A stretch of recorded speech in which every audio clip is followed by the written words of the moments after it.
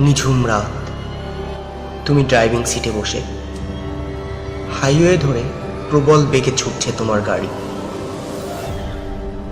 হঠাৎই বুঝতে পারলে গাড়ি যেন আর তোমার কথা শুনছে না, অদৃশ্য কোনো ড্রাইভার যেন চালিয়ে নিচ্ছে গাড়িটাকে। আর তখনই গাড়ির স্পিকার থেকে ঘোষণা হলো, এই গাড়িতে আমি থাকি। আর তারপর সেটা না হয় থাক, ভূতে পাওয়া গাড়িকে নিয়ে তোমাদের জন্য আজকের গল্প ভূতের গাড়ি। গল্পটির লেখক রকিব হাসান। গল্প পাঠে আমি নীলাঞ্জন। শুরু হচ্ছে আজকের গল্প ভূতের গাড়ি।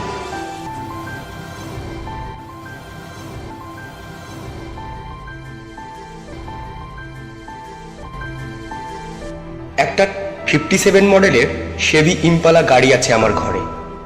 দুই ধরনের নীলের মিশ্রণ ওটার বডিতে। কিনারাগুলোতে লালচে রূপালি রং যেন আগুনের মতন জ্বলছে। টুইন কাম ইঞ্জিন আর ভেতরটা কালো চামড়ায় মোড়ানো 92 মডেলের একটা ফায়ারবোর্ড V8ও আছে আমার কাছে। আর আছে একটা 83 মডেলের সিলভার ক্যামেল, যেটার কাজ শেষ হয়নি এখনো। হ্যাঁ, সবই মডেল। আমার বেডরুমের দেয়ালে বসানো বুকসেলফগুলোতে আমার তৈরি করা মডেল গাড়ি করে ফেলেছি। বাবা বলেছে অন্য দিকটার দেয়ালটাতেও একটা তাক করে ফেলতে, যাতে নতুন নতুন আরও মডেল বানিয়ে রাখতে পারি। কিন্তু তা আমি করব না, কারণ ওই দেয়ালে লাগানো রয়েছে নানা রকম রেসিং কারের পোস্টার। ওগুলো আমার ভীষণ পছন্দের।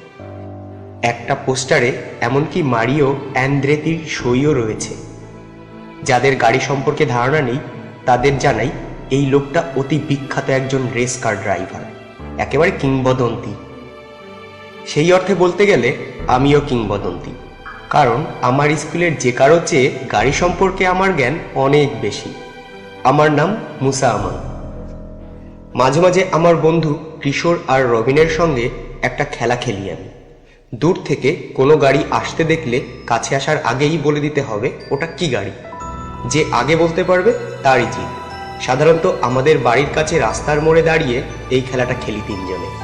সবসময় আমিই জিতি। চোখ বন্ধ করেও বলে দিতে পারি কোনটা কোন গাড়ি। বস্তা বস্তা কার ম্যাগাজিন পড়েছি আমি। যখন পড়ি না কিংবা গাড়ির মডেল বানাই না, তখন গাড়ির ছবি আঁকি। রাতে কি স্বপ্ন দেখি জানো? দেখি গাড়ি চালাচ্ছি। এ কাহিনীর শুরু শনিবারের এক শান্ত বিকেলে। সেদিন সারাটা দিনই প্রায় বৃষ্টি হয়েছে। তখন থেকে থেকে ঝোড়ো বাতাস তাড়িয়ে এনে বৃষ্টির ফোঁটা আশ্রে ফেলছে আমার বেডরুমের জানলার কাছে।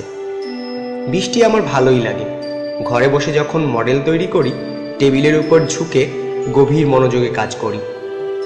ডায়াগ্রাম দেখে দেখে তৈরি করছি আমার সিলভার ক্যামেরোটা। কাজটা বেশ জটিল। অসংখ্য টুকরো জোড়া লাগিয়ে আস্ত গাড়িটা বানাতে হয়। চেসিসটা বানিয়ে ফেলেছি। ফাইবার গ্লাসের টুকরোগুলো তাতে লাগিয়ে বডিটা তৈরি করতে গিয়ে একটা ফোল্ডার পেলাম না। ড্রয়ার টেনে টুনে অনেক খোঁজাখুঁজি করলাম, পাওয়াই গেল না। অথচ আমার স্পষ্ট মনে আছে বানিয়ে রেখেছি ওটা। ফারিয়া এ নিয়ে বেশ ঘাটাঘাটি করে অনেক সময়। ভাবলাম ও হয়তো বলতে পারবে কোথায় আছে। ভুলে ওর ঘরে নিয়ে যাওয়াটাও বিচিত্র নয়। উঠে ওর ঘরে রওনা হলাম। ফারিয়া আমার মাসতুতো বোন। তার মা বাবা আমার মাসিমেশো কি কাজ করেন জানি না। মাকে জিজ্ঞেস করলে জবাব দেয় না। কাজটা নাকি খুবই গোপনীয়। কি কাজ করে বলেই না। এতদিনে আমার ধারণা হয়ে গেছে এসপায়ের কাজ করেন হয়তো তারা। মেয়েকে রেখে গেছেন আমাদের বাড়িতে। আমাদের এই বাড়িটা নতুন। বাড়ির আশেপাশে প্রচুর জায়গা থাকলে বাবার খুব ভালো লাগে।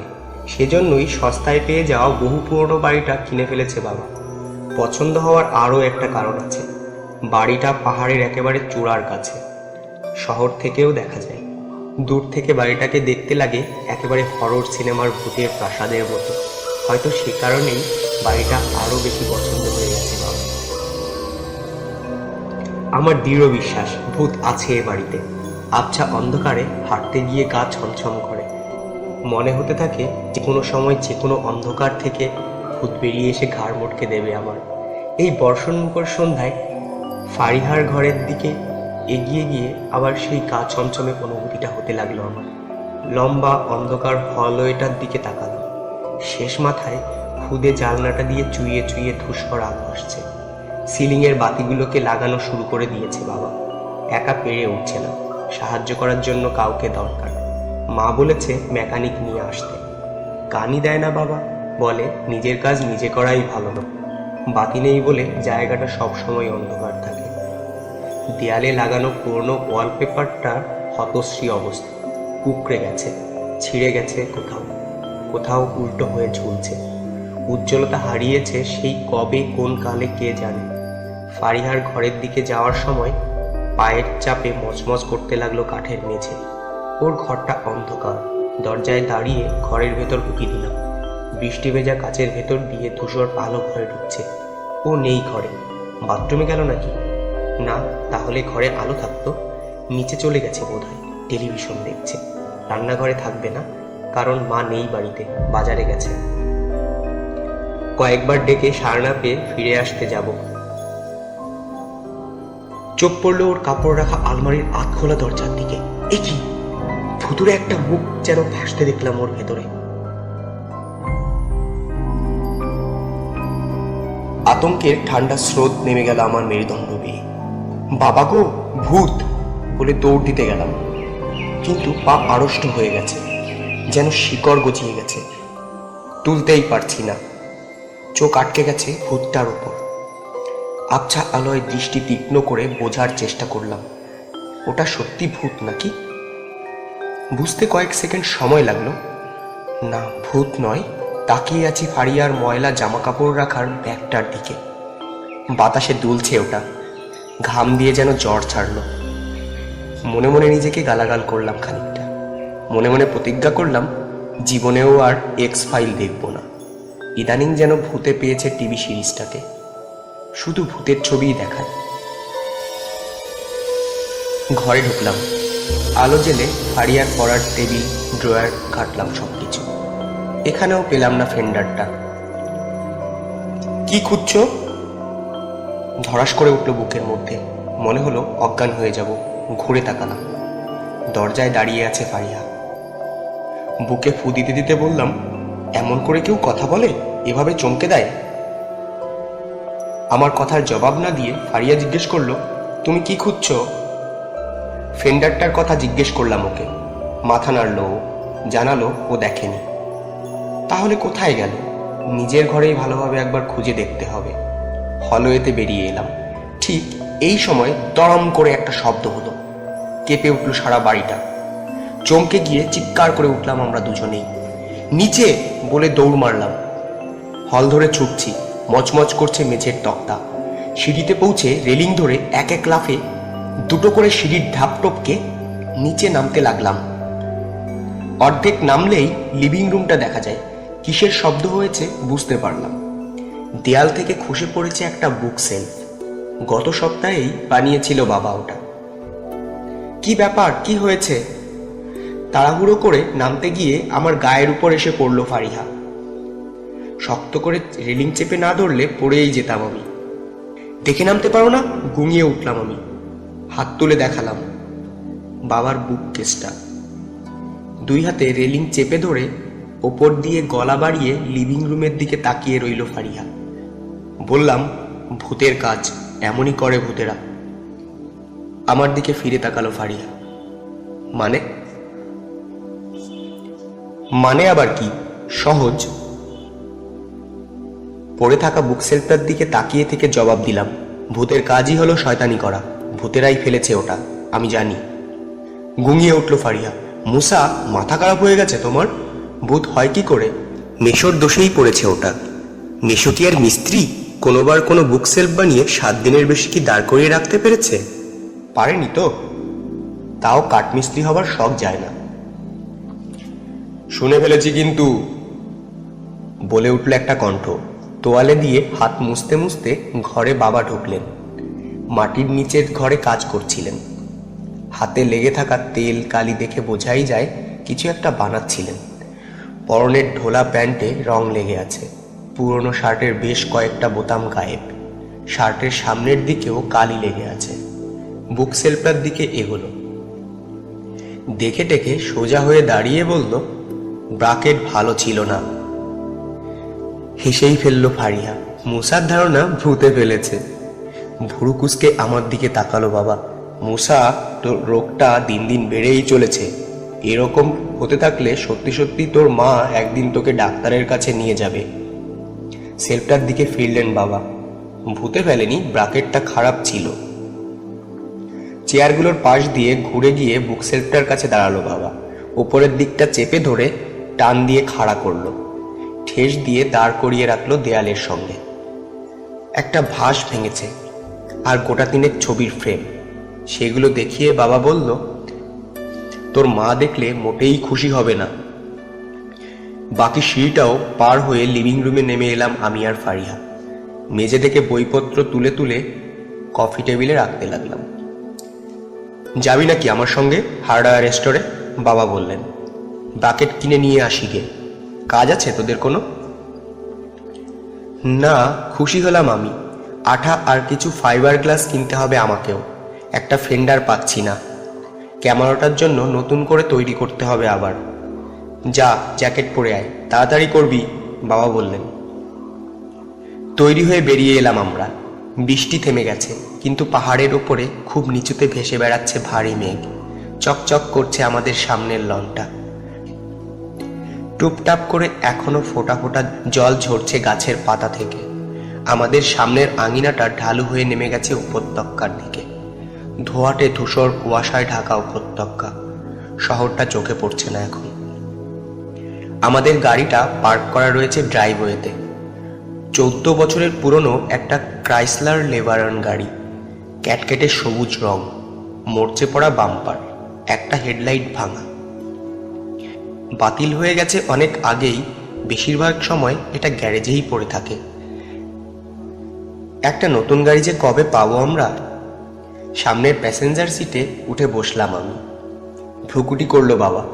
যতবার গাড়িতে উঠবি ততবারই একই কথা। ফারিয়া পেছনে উঠে দরজা লাগিয়ে দিল। ইগনিশনে মোচড় দিয়ে ধরে গ্যাস পেডালে পায়ের চাপ দিল বাবা। তৃতীয়বারের চেষ্টায় যেন অনিচ্ছা সত্ত্বেও স্টার্ট নিল গাড়িটা। খানিকক্ষণ বসে থেকে গরম হওয়ার সুযোগ দিল বাবা। তারপর ড্রাইভওয়ে ধরে পেছানো শুরু করলো। স্টার্টই নিতে চায় না। বাবাকে বললাম, দেখলে গরম হতে কতক্ষণ সময় লাগলো? বাবা, গাড়ির বিজ্ঞাপনগুলো ভালো মতো দেখেছি আমি। কেনার দরকার হয় না এখন আর, লিজেও তোর গাড়ি নেওয়া যায়। নতুন গাড়ির দরকার নেই আমার, সব জানিয়ে দিল বাবা। এটাতে অসুবিধা হচ্ছে কি? ভালোই তো চলছে। হুইলের উপর ঝুঁকে পড়েছে বাবা। স্টিয়ারিংটা শক্ত বলেই বোধহয় এমন করে চালায়। রাস্তাটা কোথাও অনেক ঘুরে, কোথাও তীক্ষ্ণ বাঁক নিয়ে নেমে গেছে নিচের উপত্যকার দিকে। যতই নিচে নামছি কুয়াশা ঘন হচ্ছে ততই। ধূসর কুয়াশা ঘুরপাক খাচ্ছে আমাদের ঘিরে। হেডলাইট জ্বেলে দিল বাবা। তাতে তেমন অসুবিধা হলো না, বরং কুয়াশা আলোটাকে প্রতিফলিত করে ফিরিয়ে দিতে লাগলো গাড়ির ভেতরেই। বাপরে, কি কুয়াশা! 2 ফুট দূরেও দেখি না, আপন মনে বিড়বিড় করলো বাবা। কুয়াশার ভেজা উইন্ডশিল্ডের ভেতর দিয়ে যতটা সম্ভব দেখার চেষ্টা করছে। 2 হাতে চেপে ধরেছে ড্রাইভিং হুইল। হঠাৎই বাবা তীক্ষ্ণ একটা চিৎকার দিয়ে উঠল। গ্যাস পেডালে বারবার ওঠানামা করতে শুরু করেছে তার পাটা। ঝুলে পড়ল চোয়াল। টকটকে লাল হয়ে গেছে মুখ। বাবা, কি হয়েছে? চেঁচিয়ে উঠলাম। জবাব দিল না বাবা। পাগলের মতো চাপ দিয়ে চলেছে গ্যাস পেডালে। প্রতি মুহূর্তে গতি বাড়ছে গাড়ির। ঢাল বেয়ে নেমে যাচ্ছি আমরা ঝাঁকি খেতে খেতে।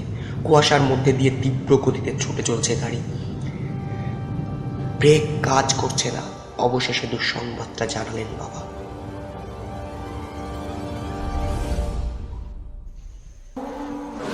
বাবার কথা শুনে আঁতকে উঠলাম। প্রচণ্ড ঝাঁকি খাচ্ছে গাড়ি। সাই করে স্টিয়ারিং ঘোরালো বাবা। গতির কারণে একপাশে সরে দরজায় গিয়ে ধাক্কা খেলাম। পেছনে গোগো করছে ফারিয়া। স্টিয়ারিংটা এমন লাফালাফি করছে, ধরে রাখতে কষ্ট হচ্ছে বাবার। মনে হচ্ছে হাত থেকে যেন ছুটে চলে যাবে। আরেকটা জোরালো ইঞ্জিনের শব্দ কানে এলো। গাড়ির হর্ন।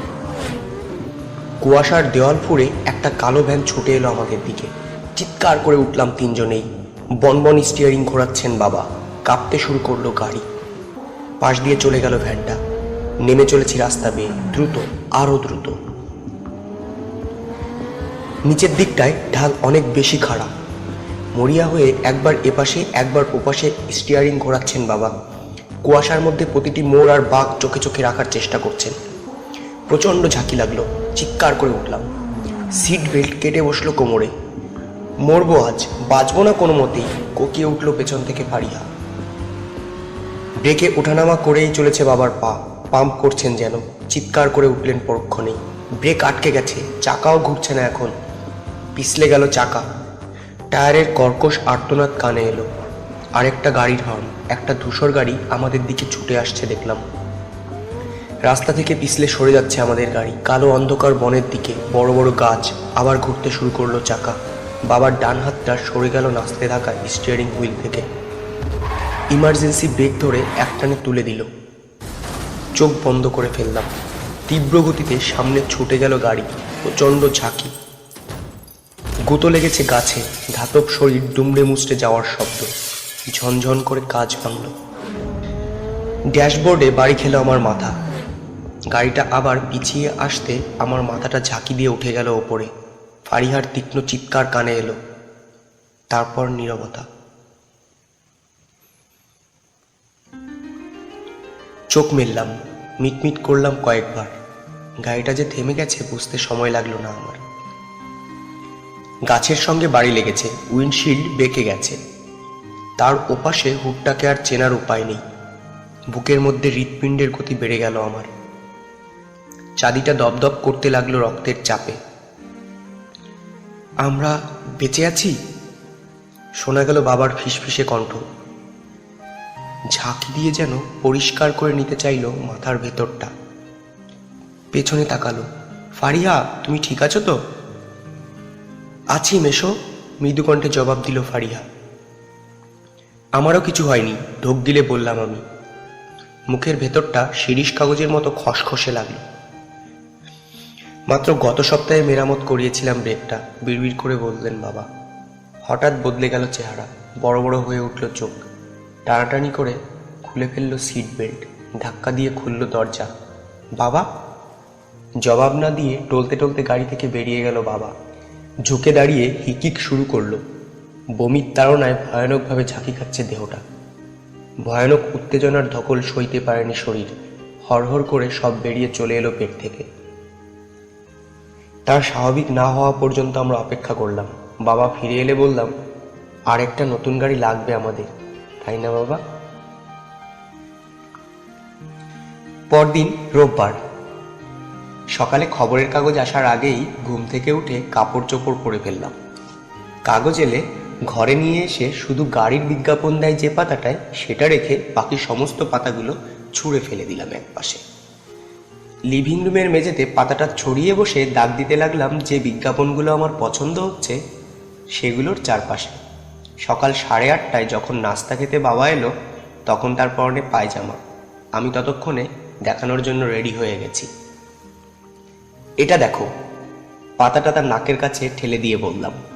চোখ মিটমিট করলো বাবা।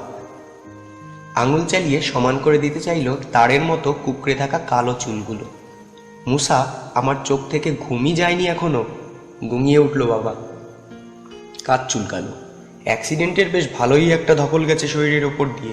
তোর কি অবস্থা? আমি ভালো, বিজ্ঞাপনটা দেখো, অস্থির হয়ে বললাম। এক কাপ কফি খাওয়ার সময় তো দিবি নাকি? আবার ঘুমিয়ে উঠল বাবা। চোখেই তো দেখতে পাচ্ছি না। ঠিক আছে, আমি তোমাকে পড়ে শোনাচ্ছি, নাসরবান্দার মতন বললাম। বাবা কিছু বলার আগেই পড়তে শুরু করলাম। নতুন মডেলের স্পোর্টস সেডান, মালিক বদল হয়েছে একবারই, V8, ভেতরটা সাদা চামড়ায় মোড়া। নিরাপত্তার সমস্ত ব্যবস্থা সহ খুব ভালো অবস্থায় রয়েছে। বিশেষ ঠেকায় পড়ে বিক্রি করে দিতে বাধ্য হচ্ছেন মালিক। আপনি যা বলবেন তাতেই দিয়ে দেওয়া হবে। চোখের পাতা সরু করে আমার দিকে তাকালো বাবা। এই শেষ লাইনটা কি পড়লি? আপনি যা বলবেন তাতেই দিয়ে দেওয়া হবে। আবার পড়লাম। ইন্টারেস্টিং, বাবা বললেন। এখনই যাব? চিৎকার করে উঠলাম। এই যে ফোন নাম্বার আর ঠিকানাও দিয়েছে, 13 জুন স্ট্রিট। শহরের আরাক মাথায়, আনমনে বললেন বাবা। কিসের কথা বলছো তোমরা? সিঁড়ির মাথা থেকে জিজ্ঞেস করলো মা। গাউনের বেল্ট বাঁধতে বাঁধতে বলল, মুসা, এত সকালে বাইরে যাওয়ার কাপড় পরেছিস কেন? বাবার সঙ্গে গাড়ি দেখতে যাব, হেসে বাবার পক্ষ টানতে চাইলাম। তাই না বাবা? নাস্তার পর শহরে রওনা হলাম আমি আর বাবা। ফারিহারও আসার একান্ত ইচ্ছা ছিল, কিন্তু মা আটকে দিয়েছে। রোববারে স্কুল ছুটি। ফারিহার গানের মাস্টার আসে। সাদা একটা ফোর্ড টরাস চালাচ্ছে বাবা। আপাতত কাজ চালানোর জন্য ভাড়া নিয়েছে এটা। এই গাড়িটাও মন্দ নয়। হেসে বলল বাবা, বেশ ভালো।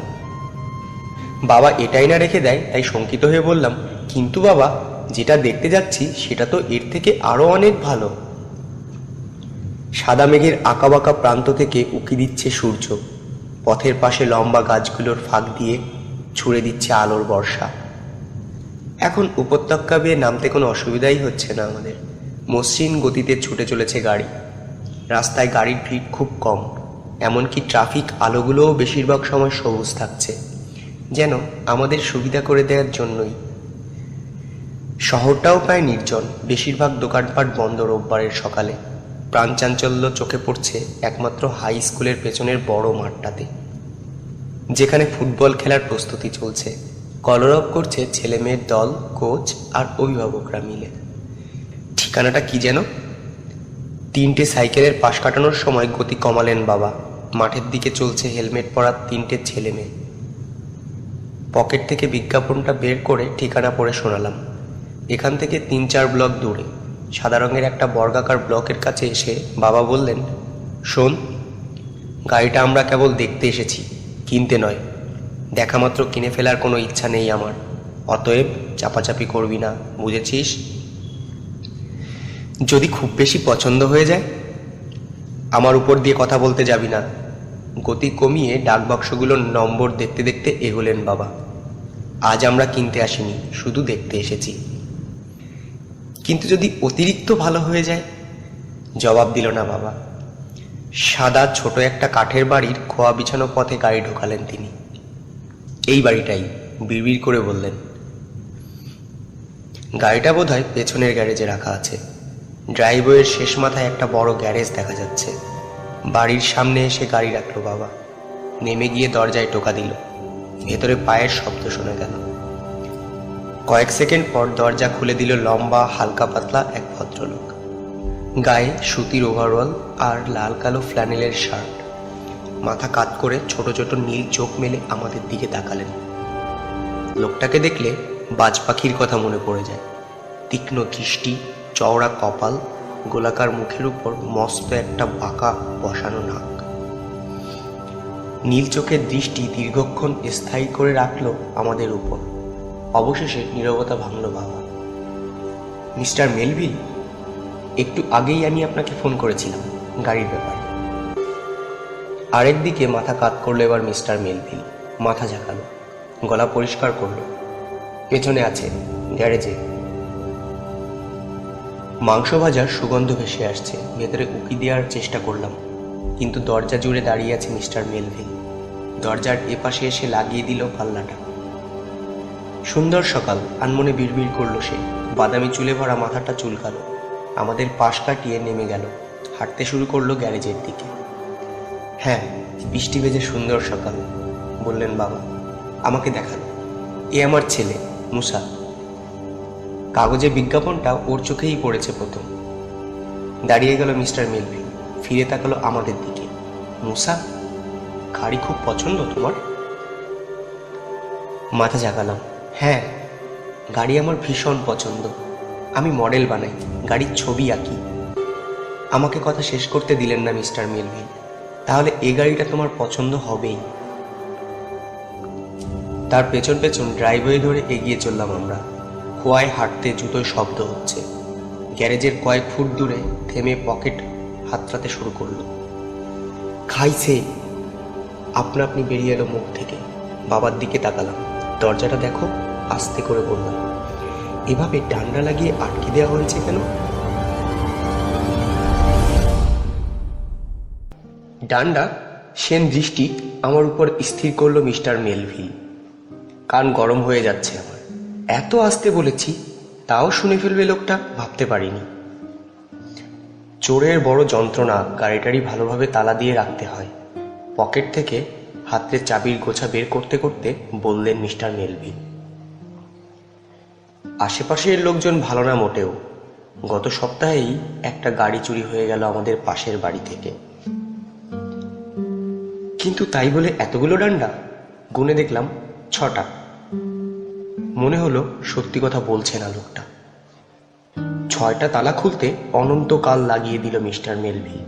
অবশেষে গ্যারেজের দরজা যখন খোলার জন্য চেপে ধরল সে, উত্তেজনায় বুকের মধ্যে যেন হাতুড়ির বাড়ি পড়তে শুরু করলো আমার। ওপরে উঠে গেল গ্যারেজের দরজা। রোদ পড়ল গাড়িটাতে। সোনার মতন জ্বলে উঠল ক্রোমের বাম্পার। চকচক করে রোদ প্রতিফলিত করছে বাঁকানো ট্রাঙ্কটা। পেছন থেকে অপূর্ব লাগছে গাড়িটাকে। স্পোর্টস কারের ডিজাইন। আমি আর বাবা দুজনেই ঘুরে ঘুরে দেখতে শুরু করলাম গাড়িটাকে। মসৃণ ফেন্ডারগুলোয় হাত বুলালাম। বডির রং হালকা নীল, ভেতরের সবকিছু সাদা চামড়ায় মোড়া। ডিজাইনটা এমনই, দেখে মনে হয় দাঁড়িয়ে থেকেও 90 মাইল গতিতে ছুটছে। নতুন মডেলের করভেট গাড়ি, রাজকীয় চেহারা, 4টে সিট। ডায়াল আর কন্ট্রোলগুলোর দিকে তাকিয়ে আবার চিৎকার করে উঠলাম, কি সাংঘাতিক! না হেসে আর পারলেন না বাবা। মিস্টার মেলভিলের দিকে তাকিয়ে বললেন, মুসার পছন্দ হয়ে গেছে। গ্যারেজ থেকে বেরিয়ে এলো বাবা। গাড়িটার কোনো গোলমাল আছে নাকি? মিস্টার মেলভিলকে জিজ্ঞেস করলেন। বিক্রি করতে চাইছেন কেন? চিন্তার ভঙ্গিতে ঘাড় কাত করল মিস্টার মেলভিল। না, কোনো গোলমাল নেই। আসলে আমি আর এটা ব্যবহার করতে চাই না। অন্য কিছু কারণ আছে। হাঁটু গেড়ে বসে চাকাগুলো পরীক্ষা করে দেখলো বাবা। নতুনই তো লাগছে। রূপলি হুইল কভারগুলোতে হাত বুলিয়ে দেখল। চালিয়ে দেখে আসতে চান? জিজ্ঞেস করলো মিস্টার মেলভিল। হ্যাঁ চাই, চালিয়ে দেখান না আমাদের। না না, চমকে গেল মিস্টার মেলভিল। পিছিয়ে গেল এক পা। এত ভয় পাচ্ছে কেন? অবাক লাগছে আমার। খুব করে কাশি দিয়ে আরেকবার গলা পরিষ্কার করলো মিস্টার মেলভিল। পকেট হাতড়াতে লাগলো চাবির জন্য। না, আমি বলছি কি, আপনি নিজেই গিয়ে চালিয়ে দেখে আসুন গে। গাড়ির চাবি বের করে বাবার দিকে বাড়িয়ে ধরল। এখনো হাত কাঁপছে তার। নিন, আমি এখানেই আছি, দেখে আসুন চালিয়ে। স্থির দৃষ্টিতে তার দিকে তাকিয়ে আছে বাবা। সত্যি আপনি আসবেন না সঙ্গে? বাবার হাতে চাবিটা গুজে দিল মিস্টার মেলভিল। না, আমার কাজ আছে, নাস্তা করিনি এখনো। ও, আমি দুঃখিত, বলল বাবা। অসময়ে এসে বিরক্ত করলাম। না না, বিরক্ত না, গাড়িটা নিয়ে যান, ঘুরে আসুন গে, মিস্টার মেলভিল বলল। আমি আছি। আপনি ফিরে এলে দামের ব্যাপারে কথা হবে। ঘুরে দাঁড়ালো সে। লম্বা লম্বা পা ফেলে এগিয়ে চলল বাড়ির দিকে। লোকটা বাড়ির ভেতর অদৃশ্য হয়ে না যাওয়া পর্যন্ত তাকিয়ে রইলাম আমি আর বাবা। অদ্ভুত, বিড়বিড় করলাম আমি। প্যাসেঞ্জার সাইডের দরজা খুলে নরম গদিতে গা এড়িয়ে দিলাম। আহ, দারুণ দারুণ। ড্রাইভিং সিটে উঠে বসলো বাবা। প্রথমে সিট অ্যাডজাস্ট করলো, তারপর সাইড মিরর। ওই লোকটা এত ভয় পাচ্ছিল কেন? বাবাকে জিজ্ঞেস করলাম। কি জানি, কাঁধের উপর দিয়ে সিট বেল্ট টেনে নিল বাবা। তার সমস্যাটা আমিও বুঝলাম না। যাকগে, ওকে ছাড়াই গাড়িটা টেস্ট করতে পারবো আমরা। কি আর হবে, তাই না? ইগনিশনে চাবি ঢুকিয়ে মোচড় দিল বাবা। মুহূর্তে চালু হয়ে গেল ইঞ্জিন। গ্যাস পেডালে চাপ দিল বাবা। ইঞ্জিনের ঝিরঝিরে শব্দ ক্রমে গর্জনে রূপ নিল। ডান হাতে গিয়ার শিফটটা ধরে ঠেলে দিল সামনের দিকে। গ্যারেজ থেকে স্বচ্ছন্দে খোয়া বিছানো পথে বেরিয়ে এলো গাড়িটা। ড্রাইভওয়েতে গাড়ি ঘুরিয়ে গেটের দিকে রওনা দেওয়ার আগে ভালো মতো ব্রেক পরীক্ষা করলো বাবা। গতি বাড়িয়ে দিয়ে সাই করে ডান দিকে কাটালো আচমকা। নিখুঁতভাবে ঘুরে গেল গাড়ির নাক। আবার গাড়ি সোজা করে গেট দিয়ে একটানে বেরিয়ে এলো বাবা। সত্যি ভালো, বাবা বলল। এমন করে চলছে মনে হচ্ছে আমার চালানোই লাগছে না, নিজে নিজেই যেন চলছে।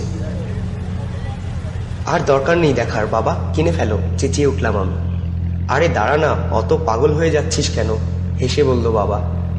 গাড়ি জিনিসটা অতি জরুরি এবং কাজের জিনিস, বারবার কেনা যায় না, দেখে শুনে কেনাই ভালো। দেখলাম ভালো লেগে গেল আর কিনে ফেললাম, সেটা করা ঠিক হবে না। তাছাড়া এটা কেনার সাধ্য আমাদের আছে কিনা তাও তো দেখতে হবে। 20-30 হাজার ডলারের কম হবে না গাড়িটার দাম। কিন্তু কাগজে বিজ্ঞাপনে বলেছে, বলতে গেলাম ওটা একটা কথার কথা, খদ্দের আকৃষ্ট করার জন্য। বাবা বলল, আমি যদি 2 টাকা বলি তাতে কি দিয়ে দেবে? এটা একটা সত্যিকারের লাক্সারি কার। গাড়ি তো তুই আমার থেকে ভালো চিনিস, ভালো করেই বুঝতে পারছিস আমাদের বাজেটের থেকে অনেক বেশি দাম হবে এটার। রেডিও অন করে দিল বাবা। মুহূর্তে 4টে স্পিকার থেকে বাজনা যেন ঘিরে ফেললো আমাদের। Signal light, headlight, heater, air conditioner সব পরীক্ষা করে দেখলো বাবা। সবই তো নিখুঁত। ফিরে চললো বাবা। বুঝতে পারছি না এত চমৎকার একটা গাড়ি কেন বিক্রি করে দিতে চাইছেন মিস্টার মেলভি। আবার খোয়া বিছানো পথটায় গাড়ি ঢুকিয়ে দিলেন বাবা। বাড়ির একপাশে এনে দাঁড় করালেন, বন্ধ করে দিলেন ইঞ্জিন। দামটা জিজ্ঞেস করে দেখো না, আমি বললাম। জিজ্ঞেস করতে তো আর দোষ নেই। ফোঁস করে নিঃশ্বাস নিল বাবা। ঠিক আছে, করব, তবে আগেই ধরে রাখ, হবে না এটা। এটা কেনা আমার সাধ্যের বাইরে এখন। ঠেলে দরজা খুলে নিচে নামলাম। আর একটু হলে ধাক্কা লাগতো মিস্টার মেলভিলের সঙ্গে। ও সরি, তাড়াতাড়ি বললাম। হালকা নীল সেন দৃষ্টি দিয়ে আমাকে দেখতে লাগলো মিস্টার মেলভিল। কিছু বলল না। পেছন পকেট থেকে একটা রুমাল বের করে কপালের ঘাম মুছল। ঘামছে কেন, এটাও আমার অবাক লাগলো। বাইরে আজ বেশ ঠান্ডা, নিঃশ্বাসের ধোঁয়া দেখতে পাচ্ছি। আমাদের দেখে অত স্বস্তি বোধই বা করছে কেন, নিজেকেই প্রশ্ন করলাম। গাড়িটা নিয়ে পালিয়ে যাব ভয় করছিল নাকি? খুব ভালো গাড়ি, চকচকে নীল ছাদটাতে চাপড় দিল বাবা। সুন্দর চলে। মাথা ঝাঁকালো মিস্টার মেলভিল। আপনার পছন্দ হয়েছে? ফ্যামিলি কার হিসাবে খুবই ভালো। আপনার স্ত্রীও নিশ্চয়ই চালাতে পারবেন। আমিও চালাতে পারি, বাধা দিয়ে বললাম। আরিজোনার মরুভূমিতে গিয়ে বাবা আমাকে একবার গাড়ি চালাতে দিয়েছিল। ভেবেছিলাম আমার কথা শুনে হাসবে মিস্টার মেলভি, কিন্তু আমাকে অবাক করে দিয়ে চিবুক কেঁপে উঠল তার। ঘুরে দাঁড়িয়ে রুমালের মধ্যে নাক ঝাড়ল, বিড়বিড় করে বলল, ঠান্ডাটা যে আবার কি করে লাগলো। গাড়িটা আমার পছন্দ হয়েছে, এক আঙুল দিয়ে গাল চুলকালো বাবা। কিন্তু আমরা আর কত দাম দিতে পারবো বলুন? কম দামেই দিয়ে দেবো আপনাদেরকে, মিস্টার মেলভিল বলল। চোখের পাতা সরু করে তাকালো গাড়িটার দিকে। শক্ত হয়ে গেল চোয়াল। এটার হাত থেকে মুক্তি পেতে চাই আমি। কি জানি কেন তার বলার ভঙ্গিতে মেরুদণ্ড শিরশির করে উঠল আমার। গাড়িটার কাছ থেকে সরে গেল বাবা। কিন্তু কত আর কম? $5,000 কি খুব বেশি হয়ে যাবে আপনাদের জন্য? মিস্টার মেলভিল জিজ্ঞেস করলেন। ঢোক গিলল বাবা। 5,000 প্রথম কিস্তি? না, 5,000ই দাম, জবাব দিল মিস্টার মেলভিল। ব্যবহার করা গাড়ি, যতই নতুন থাকুক, পুরো দাম কে আর দেবে? $5,000 দিলে আপনাদের কাছেই বেচে দেব। বাবা, তার আস্তিন ধরে টানলাম। কিনে ফেলো। বেশ। চোয়াল ডলল বাবা। ভেবে দেখার ভান করছে, কিন্তু তার চোখ দুটো উত্তেজনায় জ্বলতে দেখেছি আমি জানি হ্যাঁ না বলে পারবে না বাবা। আপনি সত্যি বলছেন? গাড়িটাতে সত্যি কোনো গোলমাল নেই মিস্টার মেলভিল? জিজ্ঞেস করলো বাবা। গোলমাল? চিন্তিত ভঙ্গিতে মাথা কাত করলো মিস্টার মেলভিল। না, কোনো গোলমাল নেই। গাড়িটাতে অন্তত কোনো গন্ডগোল নেই। তাহলে কোথায় আছে? প্রশ্নের জবাব দিলেন না মিস্টার মেলভিল। চোখ দুটো মেঘাচ্ছন্ন হয়ে যেতে দেখলাম তার। কালো হয়ে গেল চেহারা, যেন মেঘের ছায়া পড়েছে। কিন্তু যদি কেনে নি, একটা শর্ত আছে আমার। কি শর্ত? জিজ্ঞেস করলেন বাবা। গাড়িটার দিকে চোখ ফেরালো মিস্টার মেলভিল। আজকেই এটা এখান থেকে নিয়ে যেতে হবে আপনাকে। আমার দিকে তাকালো বাবা। অদ্ভুত শর্ত। বাবা রাজি হয়ে যাবে বোঝাই যাচ্ছে। রেজিস্ট্রেশনের কাগজপত্র আর বিক্রির রসিদ সব ঠিকঠাক আছে। ঘরের দিকে ইঙ্গিত করে মাথা ঝাঁকালেন মিস্টার মেলভিল। রেডি করেই রেখেছি আমি। চেকবুক নিয়ে এসেছেন? তাহলে এখনই আপনার কাগজপত্র দিয়ে দিই। দেবেন? দ্বিধা করছে বাবা। আমার চোখে চোখে দীর্ঘ একটা মুহূর্ত তাকিয়ে রইল। চোখ ফেরালো আবার গাড়িটার দিকে। দিন। আর ঠেকিয়ে রাখতে পারলাম না নিজেকে। ইয়াহু বলে চিৎকার করে শূন্যে লাফ দিলাম। মিস্টার মেলভিলের সঙ্গে ঘরের দিকে পা বাড়ালো বাবা, কিন্তু হাত নেড়ে থামিয়ে দিল মিস্টার মেলভিল। আমি নিয়ে আসছি, আপনার কষ্ট করে আসার দরকার নেই। দ্রুত গিয়ে ভেতরে অদৃশ্য হয়ে গেল সে। দড়াম করে লাগিয়ে দিল দরজা। আজব লোক, বিড়বিড় করলেন বাবা। রাতের বেলা খেতে বসে তরকারির বাটি থেকে ঝোল ফেলে দিলাম। হাতের নাড়া লেগে জল ভর্তি গ্লাসটা কাত হয়ে পড়ে গেল। গাড়িটা আমাকে এতই উত্তেজিত করে ফেলেছে, কোনো মতেই নিজেকে নিয়ন্ত্রণে রাখতে পারছি না। বাবা, খাবার পরে কি আমরা ঘুরতে বেরোবো? জিজ্ঞেস করলাম। বুঝলাম গাড়িটা তোর ভীষণ পছন্দ হয়েছে, কিন্তু তাই বলে সারাক্ষণ ওটার ভেতরে বসে থাকতে হবে নাকি? ও আসলে গাড়িটার মধ্যে বাস করতে চায়। ফোড়ন কাটলো ফারিয়া, মুচকি হাসলো। হ্যাঁ চাই, রেগে উঠলাম। তাতে ক্ষতিটা কি? হাসিটা বন্ধ হলো না ফারিয়া। বাথরুম সারবে কোথায়? বাবাও হেসে উঠল। এতে অত হাসির কি হলো? ফারিহার দিকে তাকালো মা। ফারিহা, এসব নোংরা কথা শিখলি কবে থেকে? এটা খাবার টেবিল, ভুলে গেছিস? বাবা, একটুখানি ঘুরে এলে কেমন হয়? আবার আগের প্রসঙ্গ টানলাম আমি। পাহাড় থেকে নেমে কেবল শহরে যাব আর আসবো। না, হোমওয়ার্ক আছে না তোর? ধমকে উঠল মা। কাল যে স্কুল খোলা, তাও ভুলে গেছিস? জবাব দিতে না পেরে টান দিয়ে একটা গোল রুটির অর্ধেকটা ছিঁড়ে নিয়ে সবটাই মুখে পুরে দিলাম। ঘরে এসে হোমওয়ার্ক করতে বসলাম, কিন্তু বারবার উঠে উঠে জানলার কাছে গিয়ে জানলা দিয়ে বাইরে গলা বাড়িয়ে গাড়িটার দেখাই সার হলো। ড্রাইভওয়েতে পার্ক করে রেখেছে বাবা। আমার ঘর থেকে স্পষ্ট দেখা যায়। নিজেকে সামলে রাখতে পারলাম না, গাড়ির মধ্যে বসতেই হবে একবার। পা টিপে টিপে হলওয়েতে বেরিয়ে এলাম। ভালো করে দেখে নিলাম আশেপাশে। বিচিত্র সব শব্দ ভেসে আসছে ফারিহার ঘর থেকে। তার মানে কম্পিউটারে গেম খেলছে। নিঃশব্দে সিঁড়ি বেয়ে নামতে লাগলাম। দেয়াল ঘেঁষে রইলাম এমন করে যাতে সিঁড়িতে চাপ কম পড়ে, শব্দ না হয়। ফোনে কথা বলতে শুনলাম মাকে। সিঁড়ির গোড়ায় নেমে থামলাম। বাবা কোথায়? আউ! পেছন থেকে ভেসে এলো একটা চিৎকার। পুরো আধ পাক ঘুরে গেলাম দেখার জন্যে। হাঁটু গেড়ে মেঝেতে বসে পড়েছে বাবা, চারপাশে যন্ত্রপাতি ছড়ানো।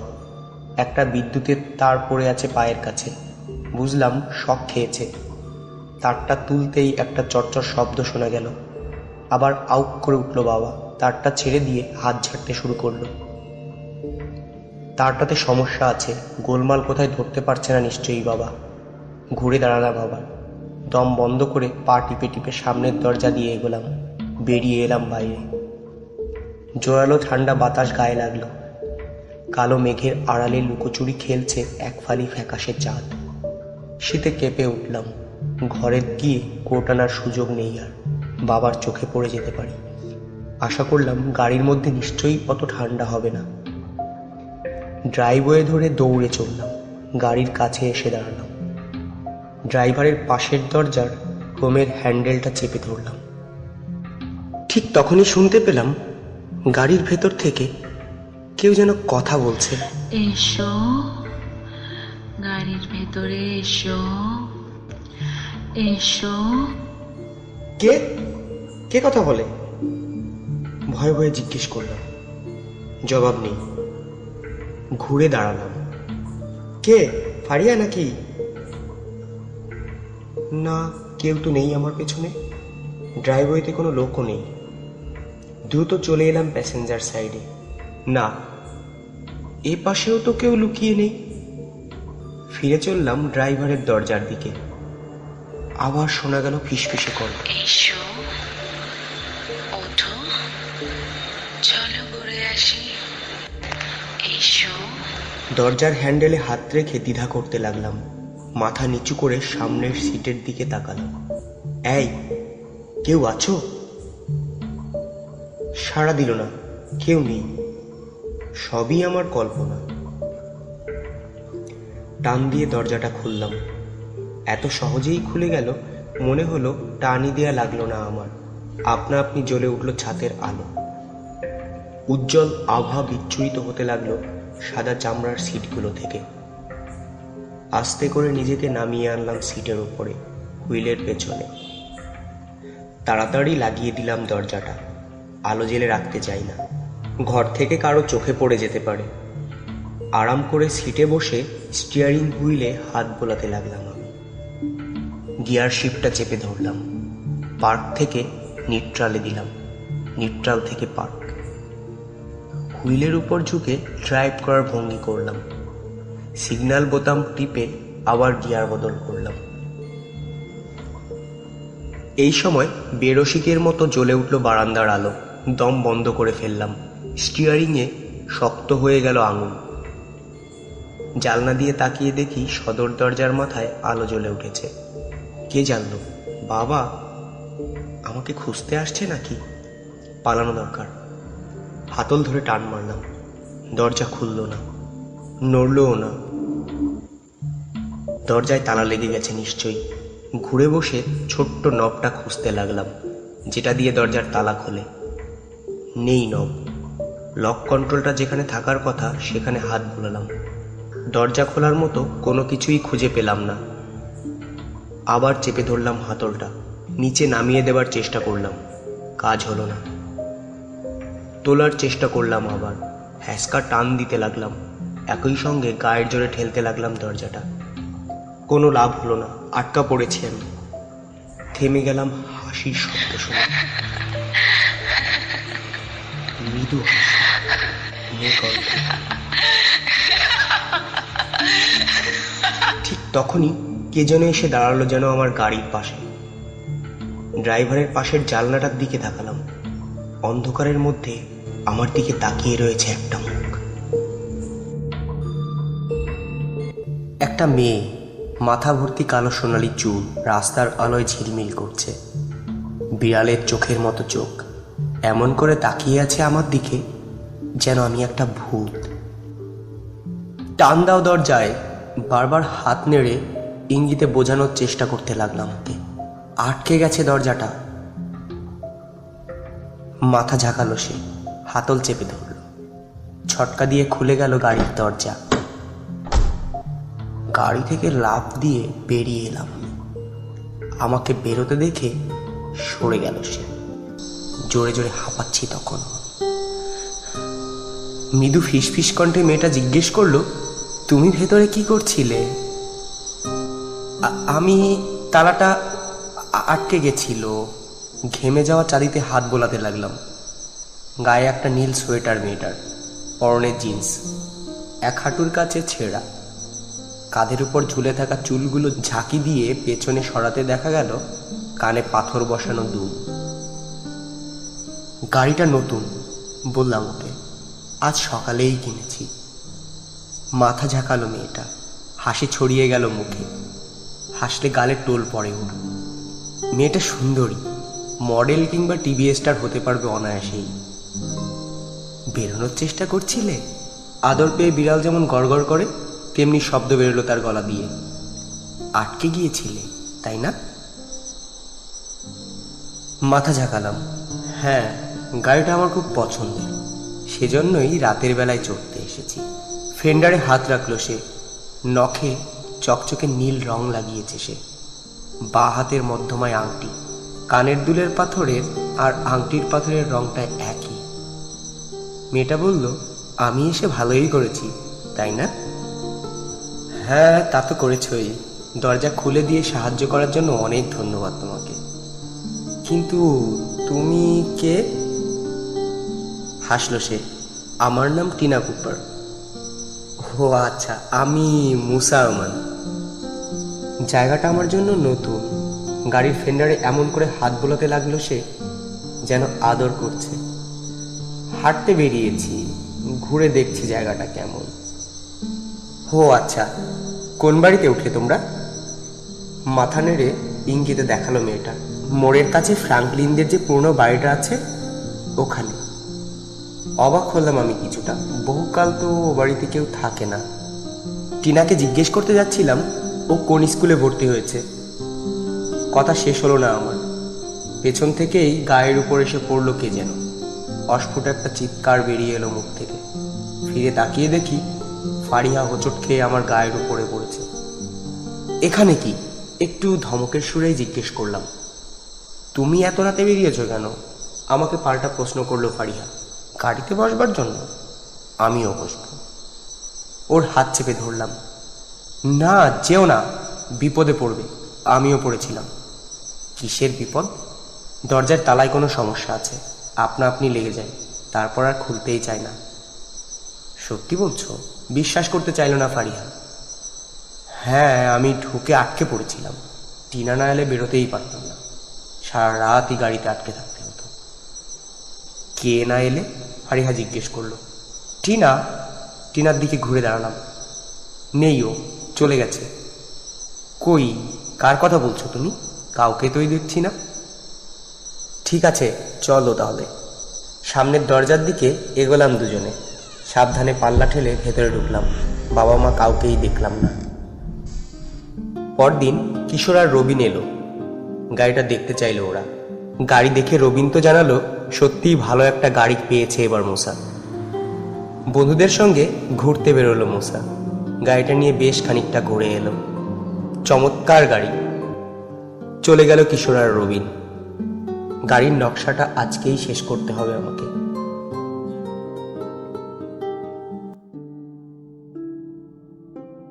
রাত 12টা বাজলো। আমার ঘুম আসছে না। মা আর বাবা 11টাতেই ঘুমিয়ে পড়েছে। ফারিহা তো তার আগেই ঘুমিয়ে গেছে। সারা বাড়ি নিঝুম নিস্তব্ধ। আমার জানলার কাছে বাড়ি মেরে খটখট শব্দ তুলছে ঝোড়ো হাওয়া। পায়জামা পরলাম, জানলা ধরে এগিয়ে গেলাম গাড়িটাকে দেখবার জন্যে। ড্রাইভওয়েতে বসে আছে যেন গাড়িটা। হঠাৎ করেই আমার কাছে একটা চিতাবাঘের মতো লাগলো ওটাকে। ওত পেতে আছে যেন হরিণের ঘাড়ে লাফিয়ে পড়বার জন্য। পাহাড়ের মাথায় অনেক নিচু দিয়ে উড়ে চলেছে মেঘ। চাঁদ তারা কোনো কিছুই চোখে পড়ছে না, সব ঢাকা পড়ে গেছে মেঘে। জানলার কাছ থেকে সরে আসতে যাব, হঠাৎই অদ্ভুত একটা কাণ্ড ঘটল। এক ধরনের কাঁপা কাঁপা সবুজ আভা ঢেকে ফেললো যেন গাড়িটাকে। ফ্যাকাশে সবুজ আলোর চক্র গাড়িটাকে ঘিরে ঘুরতে শুরু করলো। ঘোড়ার গতি যত বাড়ছে তত উজ্জ্বল হচ্ছে আলোটা। হা হয়ে গেছি আমি। এ কিসের আলো? ভালো করে দেখবার জন্য জানলার কাছে কপাল চেপে ধরলাম। এই প্রথম আমার মনে হলো গাড়িটাতে ভূতের আচর নেই তো। ভূতের কথা ভেবে ভয় পেলেও কৌতূহল দমাতে পারলাম না কোনো মতেই। যত বড় ভূতই হোক, দেখা আমার চাই আজ। এই সবুজ আলোর রহস্য ভেদ করতে না পারলে আমার স্বস্তি নেই। জ্যাকেটটা গায়ে দিলাম, ধীরে ধীরে বেরিয়ে এলাম হলওয়ে ধরে। সামনের দরজার কাছে ছোট টেবিলটার কাছে আছে গাড়ির চাবিটা। একবার দ্বিধা করে তুলে নিয়ে পকেটে ভরলাম। তারপর আস্তে আস্তে করে সামনের দরজাটা খুলে বেরিয়ে এলাম। প্রচণ্ড ঝোড়ো বাতাস ধাক্কা দিয়ে আবার দরজার উপর ফেলে দিল আমাকে। ফরফর করতে লাগলো জ্যাকেটের কোনা দুটো। টেনে এনে একসাথে করে জিপারটা তুলে দিলাম। পরামাত্র বরফ হয়ে যাচ্ছে রাতের শিশির। সামনের লনে পাতলা তুষারের আস্তর জমে গেছে, পা পিছলে যায়। এর মধ্যে দিয়েই কোনো মতে দৌড় দিলাম ড্রাইভওয়ের দিকে। সবুজ আলোটা এখন আর নেই। আগের মতোই ঘাপটি মেরে বসে আছে যেন গাড়িটা। গায়ের উপর এসে পড়ছে স্ট্রিট ল্যাম্পের আলো। দৌড়ে এসে ড্রাইভারের পাশের দরজার কাছে দাঁড়ালাম। নিঃশ্বাস বেরোচ্ছে সাদা ধোঁয়ার মতো। তুষারকণা লেগে থাকা জানলার কাচের ভেতর দিয়ে তাকালাম। অন্ধকার, শূন্য গাড়ি। ছাদে হাত রাখলাম। সবুজ আভাটা নেই কেন? অবাক হয়ে ভাবছি, চোখের ভুল ছিল কি আমার? হতাশই লাগছে। গভীর কোনো রহস্য রয়েছে গাড়িটাকে ঘিরে, অথচ ভেদ করতে পারছি না। রাত দুপুরে ঝোড়ো আবহাওয়া আর সাংঘাতিক ঠান্ডার মধ্যে ড্রাইভওয়েতে দাঁড়িয়ে আছে একটা শূন্য গাড়ির দিকে তাকিয়ে। নিজের মনে যেন বলে উঠল, কি বোকামি করছো, ভালো চাইলে চলে যাও এখান থেকে। আনমনে মাথা নাড়তে নাড়তে ঘুরে দাঁড়ালাম। পা বাড়ালাম বাড়ির দিকে। বড়জোর 2 কি 3 পা এগিয়েছি। কানে এলো একটা মোলায়েম কণ্ঠ। এসো, উঠে পড়ো গাড়িতে, উঠে পড়ো। চরকির মতো পাক খেয়ে ঘুরে দাঁড়ালাম। ফিরে এলাম গাড়িটার কাছে। ঝোড়ো বাতাসের ঝাপটা থেকে বাঁচবার জন্য সামনের দিকে কুঁজো হয়ে আছি। কি হলো? চলবি কখন? ওঠো, এসো গাড়িতে। কে কে তুমি?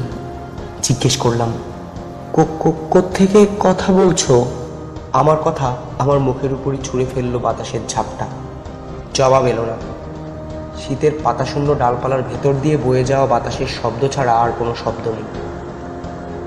পায়ের কাছে ঘুরপাক খাচ্ছে বাদামি ঝরা পাতা, যেন আমাকে ঠেকাতে চাইছে, যেতে দিতে চায় না গাড়িটার কাছে। ঠান্ডা ভয় থরথর করে কাঁপিয়ে দিল আমার সারা শরীর। বুঝতে পারছি কথা চেয়েই বলে থাকুক, নির্দেশ মানা উচিত হচ্ছে না আমার। গাড়ির বাইরে থাকলেই ভালো করব। অকারণে দরজা আটকে যাওয়ার কথা মনে পড়লো আমার। আবার যদি আটকা পড়লে পড়ব, মনস্থির করে ফেললাম।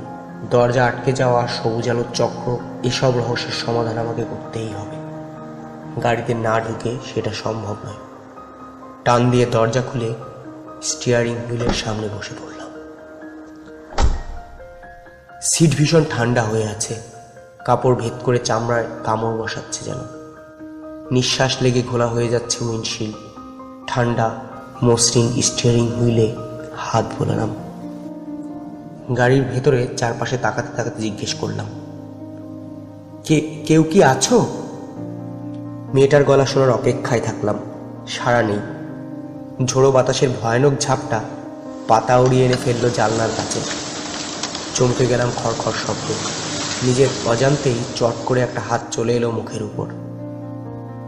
বুঝতে পারছি আসাটা উচিত হয়নি আমার। ঘরে থাকলেই ভালো করতাম। কেন জানি না, নিজে থেকেই যেন আমার হাতটি চলে গেল পকেটের মধ্যে। বেরিয়ে এলো গাড়ির চাবিটা। কোনটা করলে ভালো হবে বুঝতে পারছি।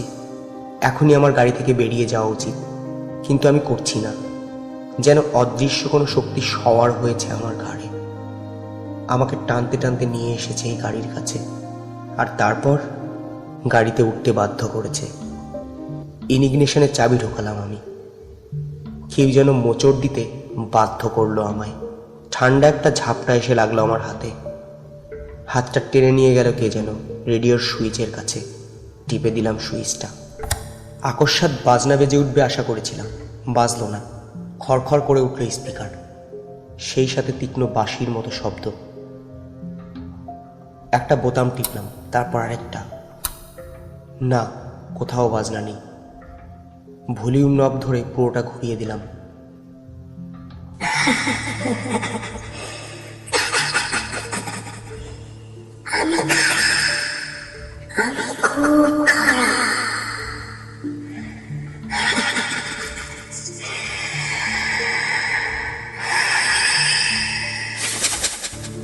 হঠাৎ স্টার্ট হয়ে গেল ইঞ্জিন। জ্বলে উঠল হেডলাইট। পিছিয়ে যেতে শুরু করলো গাড়ি। চিৎকার করে উঠলাম আমি। প্রচণ্ড একটা ঝাঁকি, ঝটকা দিয়ে সামনে ছুটে গেল আমার মাথা। অল্পের জন্য স্টিয়ারিংয়ে বাড়ি খেলাম না। পিছাতে শুরু করেছে গাড়ি। দেখতে দেখতে ড্রাইভওয়ে পেরিয়ে রাস্তায় বেরিয়ে এলো। আহ! অস্ফুট একটা চিৎকার বেরিয়ে এলো আমার মুখ থেকে। দরজার হাতল চেপে ধরলাম। টান দিয়ে ধরে রেখে গায়ের জোরে ঠেলা দিলাম। খুলল না, আবার আটকে গেছে তালাটা। চাকা পিছলে যাচ্ছে তুষারে ঢাকা রাস্তা। সামনের দিকে ছুটছে এখন, ঢাল বেয়ে নেমে যাচ্ছে বড় রাস্তার দিকে। মরিয়া হয়ে দরজা খোলার চেষ্টা করছি, খুলছে না।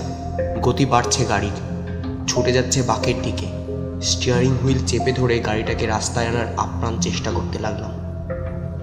পা দিয়ে বারবার চাপ দিচ্ছি ব্রেক পেডালে, কিন্তু থামার বদলে আরও বাড়ছে যেন গাড়ির গতি। রেডিওর স্পিকার থেকে অনবরত শোনা যেতে লাগলো খিলখিল সেই হাসি।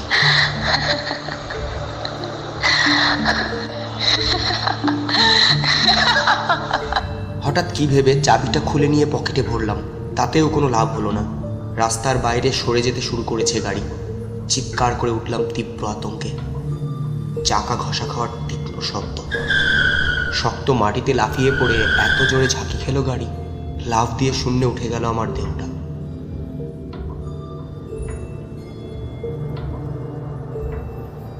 দুই হাতে স্টিয়ারিং চেপে ধরে ওটার উপর ঝুঁকে থেকে ঘোরানোর চেষ্টা করলাম।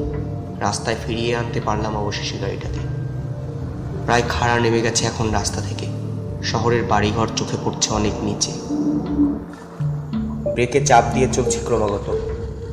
ইমার্জেন্সি ব্রেক ধরে টান দিলাম।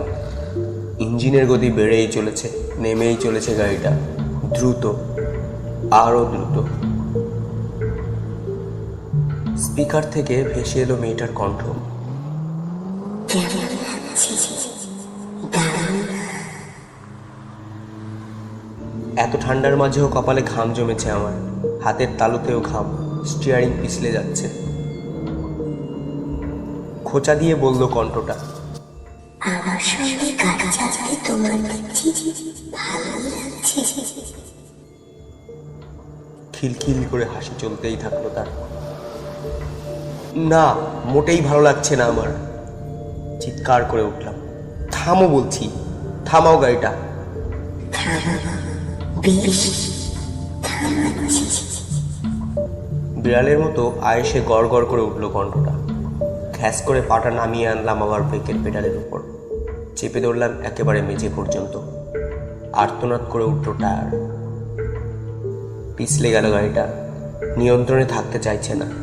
স্টিয়ারিং ঘোরাতে শুরু করলাম, লাভ হলো না তাতে। লাটিমের মতো ঘুরতে শুরু করলো গাড়িটা। আমার মুখ থেকে চিৎকার বেরিয়ে এলো আপনা আপনি। কর্কশ শব্দে প্রতিবাদ জানাতে জানাতে রাস্তা থেকে পিছলে চলে যাচ্ছে চাকাগুলো। ঘাস আর ঝোপঝাড়ের উপর থেকে নেমে এসে ঝাঁকি খেতে শুরু করলো। পিছলানো বন্ধ হচ্ছে না, সরে যাচ্ছে লম্বা কালো গাছগাছালির দিকে। স্পিকার থেকে বেরিয়ে আসছে এক হাসির শব্দ। হ্যাঁচকা টান দিয়ে হুইলটাকে ঘোরানোর চেষ্টা করলাম।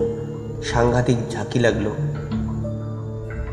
হুইলটা একটা জীবন্ত প্রাণীর মতো যেন ঝাঁকি খাচ্ছে, মোচড় দিচ্ছে আমার দুই হাতের মধ্যে। ইঞ্জিনের গর্জন ছাপিয়ে ভেসে এলো মেয়েটার হাসির শব্দ।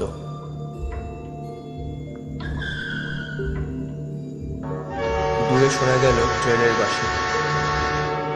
আবার শীতল হাসি, তারপর গোঙানি মেশানো কথা।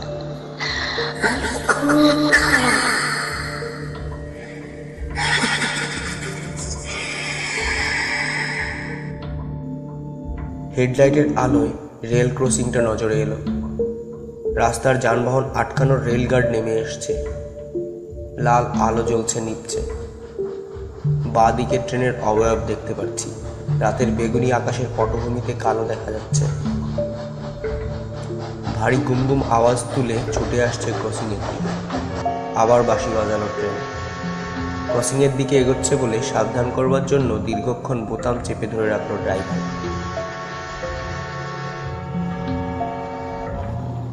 ঘ্যাচ ঘ্যাচ করে ব্রেক পেডালে পা মারছি আমি। কোনো লাভ হচ্ছে না তাতে, একই গতিতে ছুটে চলছে গাড়ি। হেডলাইটের আলোয় চকচক করছে গার্ড রেইলের রং। তীব্র গতিতে লাইনের দিকে ধেয়ে চলছে গাড়িটা। স্পিকার থেকে ভেসে এলো মেয়েটার খুশি খুশি কণ্ঠ।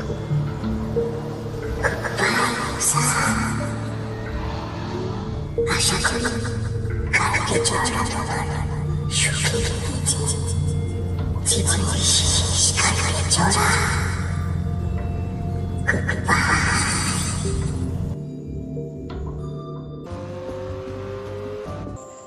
ট্রেনের দুটো হেডলাইটের আলো পড়ছে লাইনের উপর। এত তীব্র আলোগুলোর দিকে সরাসরি তাকানো যায় না। চোখের পাতা আধবোঝা হয়ে আসে আপনা আপনি। এক নাগাড়ে চিৎকার বেরিয়ে আসছে আমার গলা থেকে। ট্রেনের ইঞ্জিনের বিকট শব্দেও ঢাকা পড়ল না সে শব্দ। আচমকা ব্রেক কষে দাঁড়িয়ে গেল গাড়ি। প্রচণ্ড ঝাঁকি দিয়ে মাথাটা সামনের দিকে ছুটে গেল, ঠুকে গেল স্টিয়ারিংয়ে। ঝাঁকি দিয়ে আবার ফিরে এলো মাথাটা, আশ্রয় পড়ল সিটের ওপর। এমনভাবে শব্দ করছে চাকাগুলো যেন চিৎকার করে কাঁদছে। সামনের বাম্পারটা গুঁতো মারল কাঠের রেল গার্ডে। থেমে গেল গাড়িটা। গর্জন করতে করতে সামনে দিয়ে বেরিয়ে গেল ট্রেনটা। তারপর নীরবতা। কানে আসছে শুধু আমার ভারী নিঃশ্বাস আর বুকের ভেতর হৃৎপিণ্ডের ধুকপুকানির শব্দ। ধীরে ধীরে পেছানো শুরু করলো গাড়িটা। রেলগার্ড থেকে সরে যাচ্ছে। এরপর আপনা থেকেই ঘুরে গেল গাড়ি, আবার ঘরবাড়ি গাছপালার পাশ কাটিয়ে চলতে আরম্ভ করেছে। ফিরে চলেছে পাহাড়ের গা বেয়ে পাক খেয়ে উঠে যাওয়া রাস্তা ধরে। দেখতে পাচ্ছি সবই, কিন্তু দেখার মতো অবস্থা নেই আমার। কাঁপছি, কানে বাজছে এখনো ট্রেনের বাঁশি।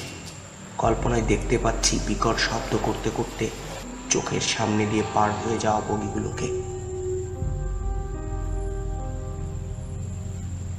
কতক্ষণ চলল গাড়ি আন্দাজ করতে পারছি না। তারপর গতি ধীর হতে হতে থেমে গেল গাড়িটা। জানলা দিয়ে উকি দিলাম, অবাক হয়ে গেলাম মা আর বাবাকে দাঁড়িয়ে থাকতে দেখে। গায়ের ঢোলা পোশাকগুলো বাতাসে দোল খাচ্ছে। বাড়ি ফিরেছি আমি এবং সম্পূর্ণ অক্ষত। স্বস্তির নিঃশ্বাস ফেললাম আমি। টান দিয়ে ড্রাইভওয়ের পাশের দরজাটা খুলে ফেললো বাবা। মুসা, কি করলি এটা? রাগে চিৎকার করে উঠল বাবা। তারপর হাত চেপে ধরে টান দিয়ে গাড়ি থেকে বের করে নিল আমাকে। রাগে চোখ জ্বলছে তার। বাবাকে আমি কখনো এতটা রেগে যেতে দেখিনি। পেছনে ঘন ঘন মাথা নাড়ছে মা, তার চোখে জল। এমন একটা কাজ করবি তুই কল্পনাও করিনি। মার গলা ধরে আসছে। আমিও ভাবতে পারিনি। দাঁতে দাঁতে চেপে বাবা বলল। আমার হাতে চেপে বসেছে তার আঙুলগুলো। আমি তো নিয়ে যাইনি বলতে গেলাম। আমার কাঁধের ওপর দিয়ে গাড়ির ভেতরে তাকালো বাবা। আবার মিথ্যা কথা? খবরদার, বানিয়ে কথা বলবি না। গাড়িতে কেউ নেই। কে তোকে নিয়ে গেল তাহলে? কিন্তু আমাকে বলতে দেবে তো? বড় করে দম নিলাম। কোনখান থেকে শুরু করব, কি করে বোঝাবো ওদের গাড়িটা আমি চালাইনি? মুসা, কি হয়েছে? আমি কিছু বলার আগেই বলে উঠল একটা মেয়ে কণ্ঠ। ফিরে তাকিয়ে দেখি ড্রাইভওয়ে দিয়ে দৌড়ে আসছে টিনা। কিছু হয়েছে? আবার জিজ্ঞেস করলো সে। দৌড়ানোর কারণে কাঁধের উপর ঝাঁকি খাচ্ছে লম্বা চুলগুলো। তুমি কে? অবাক হলো মা। মুসার বন্ধু? এ পাড়ায় নতুন এসেছে ওরা, মাকে বললাম। আমি টিনা কুপার, কাছে এসে বলল সে। ঘুম আসছিল না, জেগেই ছিলাম। কথা শুনে জানলার কাছে এসে দেখি বাক্যটা শেষ না করেই থেমে গেল সে। ভীষণ অন্যায় করেছি ও। কোনো মতে বাবার রাগ যাচ্ছে না। আমার কবজিতে শক্ত হয়ে আছে তার হাতের আঙুলগুলো। আমার উপর স্থির হলো টিনার দৃষ্টি। মোটেই ঠিক না এটা, চেঁচিয়ে উঠলাম। বাবা, মা, বিশ্বাস করো, ঘর থেকে বেরিয়ে গাড়িতে আমি চড়েছিলাম ঠিকই, কিন্তু আমি চালাইনি গাড়িটা। মা রেগে গেল এবার। শেষবারের মতো সাবধান করছি তোকে, আর একটাও মিথ্যা কথা বলবি না। আর না বলে পারলাম না, গলা ফাটিয়ে চিৎকার করে বললাম, বিশ্বাস করো, গাড়িতে ভূত আছে, সেই চালিয়েছে গাড়িটা। ভুরু কুঁচকে গেল বাবার। আমি জানতাম তোমরা আমাকে বিশ্বাস করবে না, কিন্তু যা বলছি আমি সব সত্যি বলছি। একটা মেয়ের গলা শুনেছি আমি গাড়ির ভেতরে। শীতল হাসি হাসছিল সে, বারবার একই কথা বলছিল, আমি খুব খারাপ, আমি খুব খারাপ। গাড়িটা সেই চালাচ্ছিল, আমি মোটেই চালাইনি। আমি ওটাকে কন্ট্রোল করতেই পারিনি।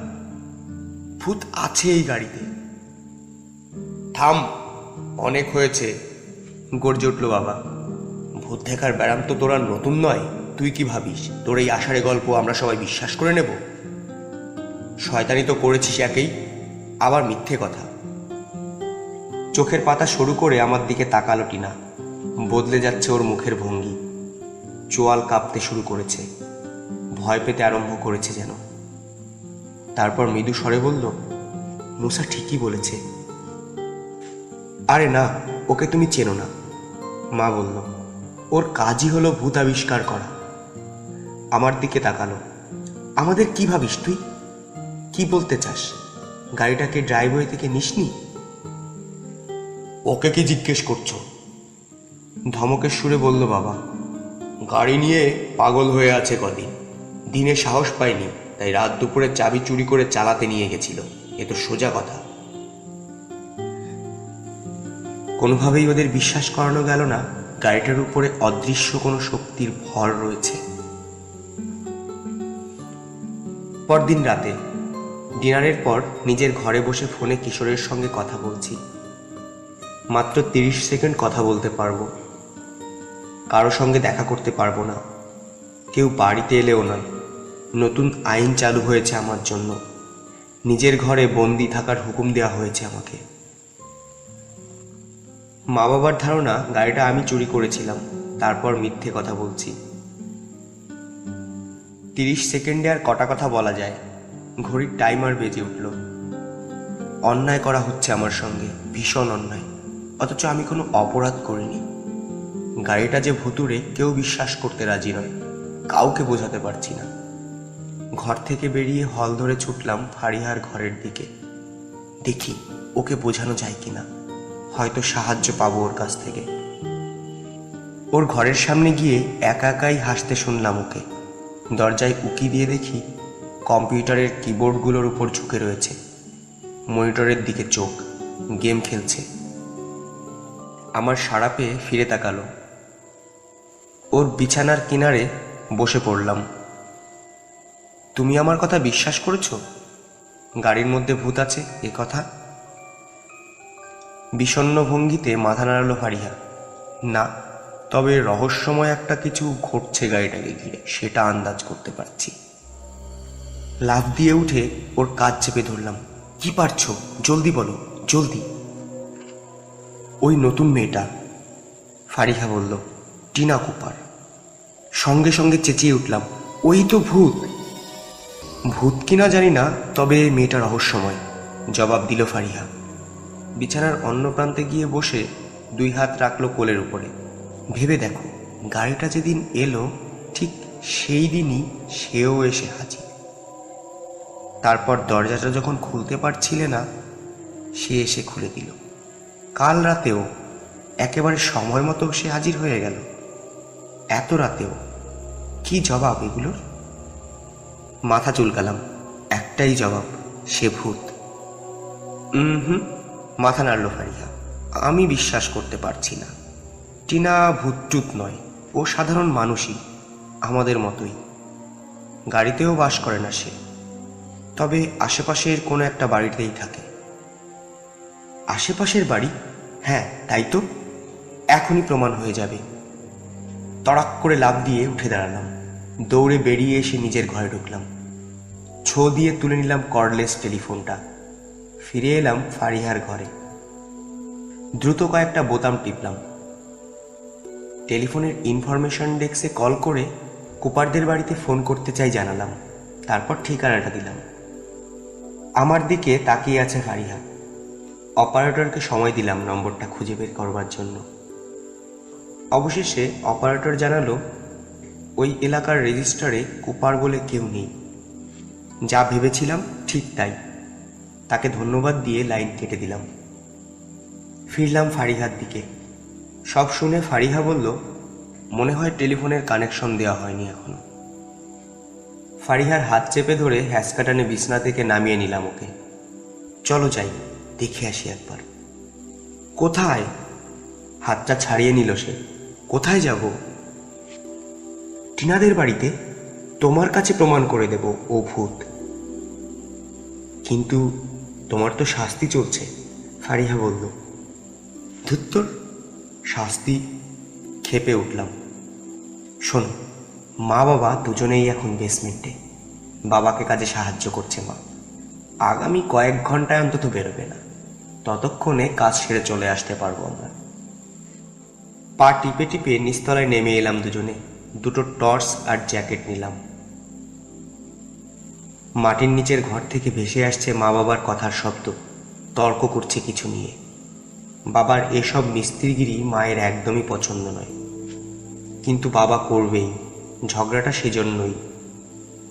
করুক গে ঝগড়া, যত বেশি করবে আজ ততটাই ভালো আমাদের জন্য। সময় পেয়ে যাব। নিঃশব্দে সামনের দরজা দিয়ে বেরিয়ে এলাম দুজনে। ঠান্ডা মেঘে ঢাকা রাত। আকাশে চাঁদ তারা কোনো কিছুই নেই। প্রায় ছুটতে ছুটতে গাড়িটার পাশ কাটালাম। ড্রাইভওয়েটা শূন্য, নির্জন, অন্ধকারে ঘুটঘুটে। সবুজ আভা জ্বলছে না এখন গাড়িটাকে ঘিরে। সামনের সিটে বসে আমার দিকে তাকিয়ে হাসছে না কোনো ভূত। রাস্তায় বেরিয়ে এলাম দুজনে। কাছেই ফ্র্যাঙ্কলিনদের বাড়ি। পুরনো ইট বেরোনো বাড়িটা, সামনে বিরাট বারান্দা। রাস্তার বাতির আলো এখানে এসে পড়ছে না। আমাদের আগে আগে নেচে চলছে টর্চের আলো। গতরাতে যেমন ঝড়ো হাওয়া ছিল, আজ তার ঠিক উল্টো। একেবারে নিথর একটা রাত। এক বিন্দু বাতাস নেই, গাছের পাতাও কাঁপছে না। ব্লকের দ্বিতীয় বাড়িটাই ফ্র্যাঙ্কলিন হাউস। কোণের কাছে এসে দেখতে পেলাম একটা আলো জ্বলছে না বাড়িটাতে। ড্রাইভওয়েতে কোনো গাড়ি নেই। সামনের আঙিনায় বিছিয়ে থাকা শুকনো পাতায় মসমস শব্দ তুলে এগিয়ে গেলাম আমরা। যতদূর সম্ভব নিঃশব্দে চলতে চাইছি আমরা, কিন্তু তবুও আমাদের জুতোয় লেগে সামনের আঙিনায় বিছিয়ে থাকা শুকনো পাতার মচমচে শব্দ হচ্ছে। টর্চের আলো মাটির দিকে রেখে বারান্দার দিকে এগোলাম আমরা। বারান্দার দরজাটা খোলা, কবজা থেকে ঝুলছে। ভেতরে খবরের কাগজের গাদা দেখা যাচ্ছে বাইরে থেকেও। অনেকগুলো সোডার ক্যান গড়াগড়ি খাচ্ছে মাটিতে। দেখলে? ফিসফিস করে বললাম, এখানে কেউ থাকে না। এর মানেটা কি বুঝতে পারছো? পোড়ো বাড়ি। আর পোড়ো বাড়িতে যে ভূত থাকে এটা তো সবারই জানা। বাড়িতে জীবন্ত কেউ নেই এ ব্যাপারে আরও নিশ্চিত হওয়ার জন্য সামনের জানলার কাছে চলে এলাম। জানলার চৌকাঠ ধরে পায়ের বুড়ো আঙুলে ভর দিয়ে দেহটাকে উঁচু করলাম। লিভিং রুমটা অন্ধকার, নীরব। ধুলো জমে থাকা জানলার কাচের মধ্য দিয়ে আলো ফেললাম ভেতরে। আসবাবপত্র বলতে কিছুই নেই। একটা রঙের বালতি উপুড় হয়ে পড়ে আছে মেঝেতে। দেয়াল ঘেঁষে রাখা রয়েছে আরও এক গাদা খবরের কাগজ। সরে এসে ঘুরে চলে এলাম বাড়িটার পাশে। পাশের জানলা দিয়ে আলো ফেললাম। এটা বেডরুম, খালি। এটাতেও কোনো আসবাবপত্র নেই, জীবনের কোনো চিহ্নই নেই। আলো নামিয়ে ফারিহার দিকে ঘুরলাম। এখানেও নেই কেউ। আর কোনো সন্দেহ আছে তোমার? কিন্তু আরও তো ঘর রয়েছে যেগুলো দেখা হয়নি। দেখলেও লাভ নেই, কোনোটাতেই কিছু পাবো না। টিনা হয়তো তোমাকে ভুল ঠিকানা দিয়েছে, জবাব দিল ফারিহা। তা কেন দেবে? সেটাই তো রহস্য। কারণ নিশ্চয়ই আছে। আমি এখনো বলছি সব কিছুর মূলে ওই গাড়ি। যত রহস্য এই গাড়িটাকে ঘিরে। তাকিয়ে রইলাম ফারিহার দিকে। ওর কথা মতে গাড়িতে ভূত নেই, তবে গাড়িটাকে ঘিরে চলছে বিরাট এক রহস্য।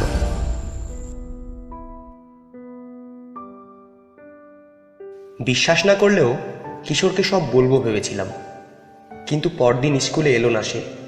শরীর খারাপ করেছে তার। রবিন এলো, তাকে সব খুলে বললাম। গাড়িতে করে রাত দুপুরে আমার চলে যাওয়ার ব্যাপারটার ব্যাখ্যা দিল সে। গাড়ি নিয়ে অতিরিক্ত উত্তেজনায় আমার মগজের মধ্যে গড়বড় হয়ে গিয়েছিল। চাবিটা যেহেতু নিয়ে গিয়েছিলাম, তাতেই প্রমাণ হচ্ছে অবচেতনভাবে আমিই নাকি গাড়িটাকে স্টার্ট দিয়েছি। আর চোখে হয়তো ঘুম ছিল, আদৌ ঘুমের মধ্যে গাড়ি চালিয়েছি, তাই দুঃস্বপ্ন দেখেছি। কি ব্যাখ্যা! এ ব্যাপারে ওর সঙ্গে আলোচনা করাই বন্ধ করে দিলাম। যে বুদ্ধিটা করেছি গত রাতে সেটাই করে দেখতে হবে। শাস্তি হিসাবে মা বলে দিয়েছে স্কুল থেকে সোজা বাড়ি ফিরে যেতে হবে, অন্য কোথাও যাওয়া চলবে না। কিন্তু নিষেধ মানলাম না আমি। অকারণে আমাকে শাস্তি দেওয়া হচ্ছে, কোনো অপরাধী আমি করিনি। আর রহস্যটার সমাধান করে আমি যে নির্দোষ এটা আমি প্রমাণ করেই ছাড়ব। গতরাতে মাথায় বুদ্ধি এলো মিস্টার মেলভিলের সঙ্গে দেখা করব। একমাত্র ওই লোকটাই আমাকে সাহায্য করতে পারবে হয়তো। বাসে করে রওনা হলাম। কল্পনায় দেখতে পেলাম তার বাজ পাখির মতো বাঁকা নাক, ছোট ছোট নীল চোখ আর বরফ শীতল চাহনি। স্টপেজে নেমে মিস্টার মেলভিলের বাড়ির সামনের বারান্দার কাছে এসে দাঁড়ালাম। হাঁটু কাঁপছে আমার, গলা শুকিয়ে কাঠ। কেন কে জানে লোকটার সামনে গিয়ে দাঁড়াতে রীতিমতো অস্বস্তি বোধ করছি আমি, কিন্তু উপায় নেই, কথা তার সঙ্গে বলতেই হবে। বাড়ির ভেতর থেকে টেলিভিশনের আওয়াজ ভেসে আসছে। বেল বাজালাম। ভারী পায়ের শব্দ শোনা গেল। দরজার পাল্লা ফাঁক হয়ে গেল। উকি দিল মিস্টার মেলভিল।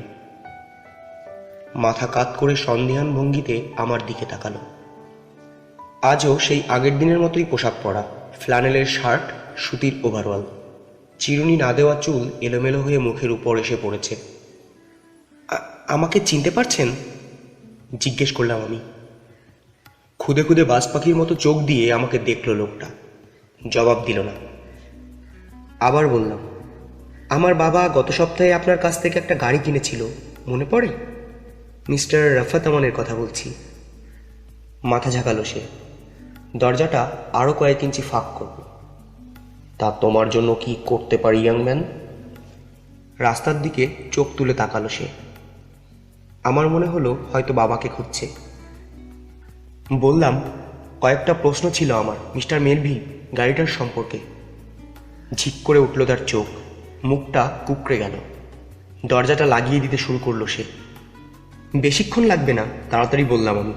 কয়েকটা অদ্ভুত ঘটনা ঘটছে। আমি ভাবছি। সরি, গাড়িটা নিয়ে কথা বলার সময় আমার নেই। প্লিজ, একটা সেকেন্ডের জন্য। না, আসার দরকার নেই, যাও এখন। ছাঁচাছোলা কণ্ঠে জবাব দিল মিস্টার মেলভিল। আরও কিছু বলার জন্য মুখ খুলছিল সে, কিন্তু তখনই ফোনটা বেজে উঠল। আমাকে গুড বাই বলে তাড়াহুড়ো করে চলে গেল ফোন ধরবার জন্য। ওর সমস্যাটা কি? বিড়বিড় করে নিজেকেই নিজে প্রশ্ন করলাম। গাড়ির কথা জিজ্ঞেস করায় এমন বদলে গেল কেন? দরজার ফাঁক দিয়ে উকি দিলাম ঘরের ভেতরে। ম্যান্টলের দিকে তাকিয়ে চমকে উঠলাম আমি। ফ্রেমে বাঁধানো অনেক বড় একটা ছবি, একটা মেয়ের ছবি। ছবিটার দুপাশে দুটো মোমবাতি জ্বলছে। হৃৎপিণ্ডের গতি বেড়ে যাচ্ছে আমার। টিনা কুপার। আর ছবির দুপাশে এভাবে মোমবাতি জেলে রাখার অর্থ হলো মেয়েটা মৃত। বাড়িতে ঢুকেই আগে ফারিহার সঙ্গে দেখা করলাম। হাঁপাতে হাঁপাতে বললাম, ঠিকই বলেছি আমি। তোমরা বিশ্বাস করো আর নাই করো। আমার দিকে হা করে তাকিয়ে রইল ফারিহা। তার মানে টিনা আসলেই ভূত। সে মারা গেছে। মিস্টার মেলভিলের বাড়িতে তার ছবি দেখে এলাম, ছবির দুই পাশে মোমবাতি জ্বালানো। সত্যি? একটা মুহূর্ত চুপ করে থেকে জিজ্ঞেস করলো ফারিহা, কি করবে তাহলে এখন? মা বাবাকে বলতেই হবে। টিনার ব্যাপারে সাবধান করে দিতে হবে। ওই গাড়িতে চড়াটা এখন ভয়ঙ্কর বিপজ্জনক। মিস্টার মেলভিল একটা চালাকি করেছেন আমাদের সঙ্গে। ভূতের যন্ত্রণায় অস্থির হয়ে গাড়িটা গুছিয়ে দিয়েছেন আমাদের। নইলে এত কম দামে এত দামি গাড়ি কেউ দেয়? এক্ষুনি ফিরিয়ে দেওয়ার ব্যবস্থা করতে হবে ওটা। ফেরত না নিতে চাইলে পুলিশের ভয় দেখাতে হবে। মোট কথা, গাড়িটাকে বিদায় করতে হবে আমাদের বাড়ি থেকে।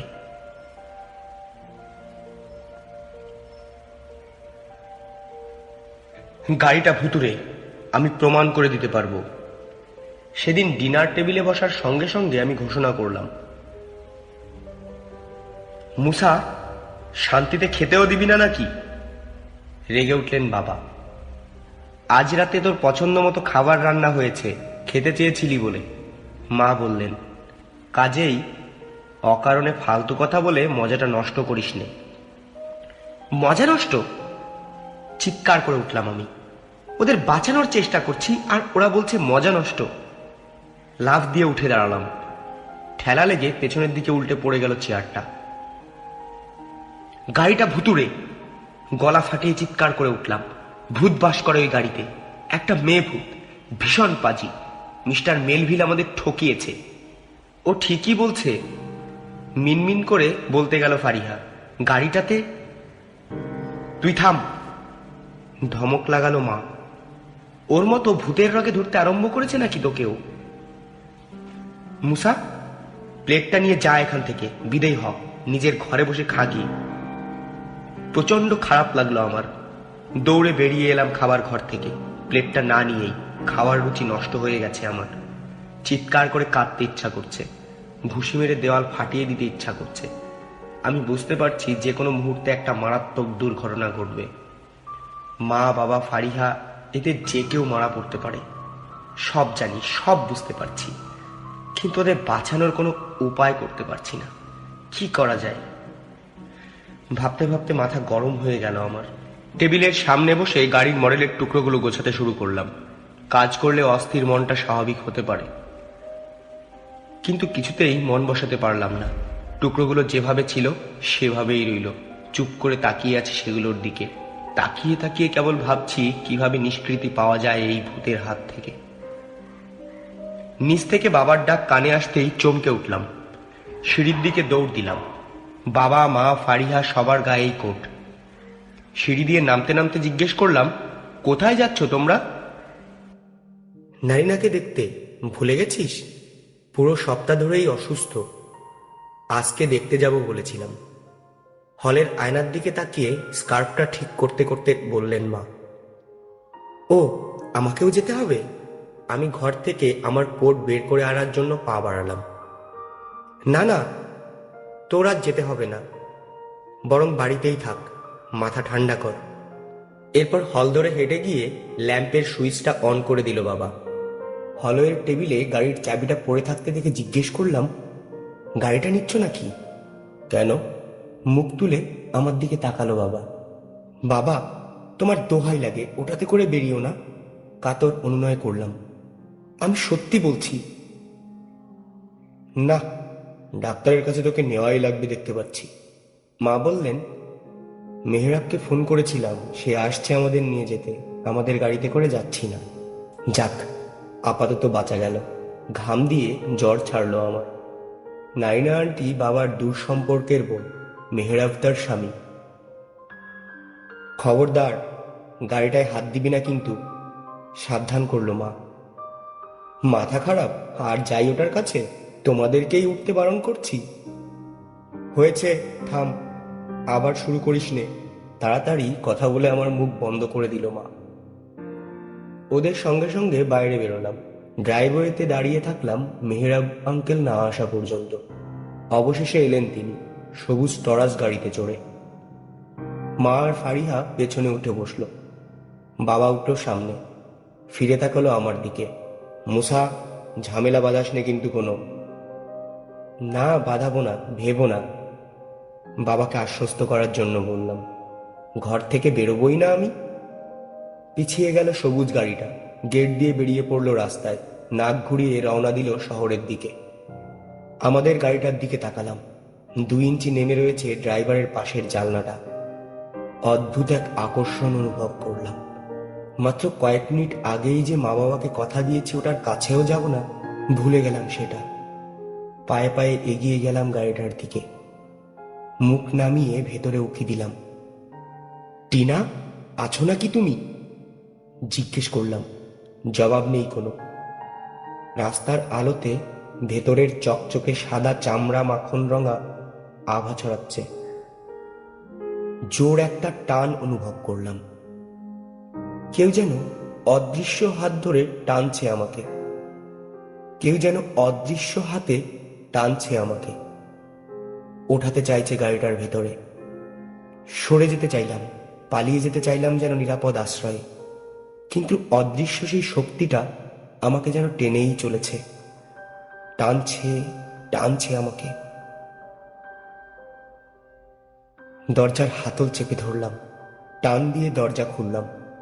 সিট আর ড্যাশবোর্ডের উজ্জ্বল আভায় চকচক করছে ভেতরটা। স্টিয়ারিং হুইলের পেছনে উঠে বসলাম আমি।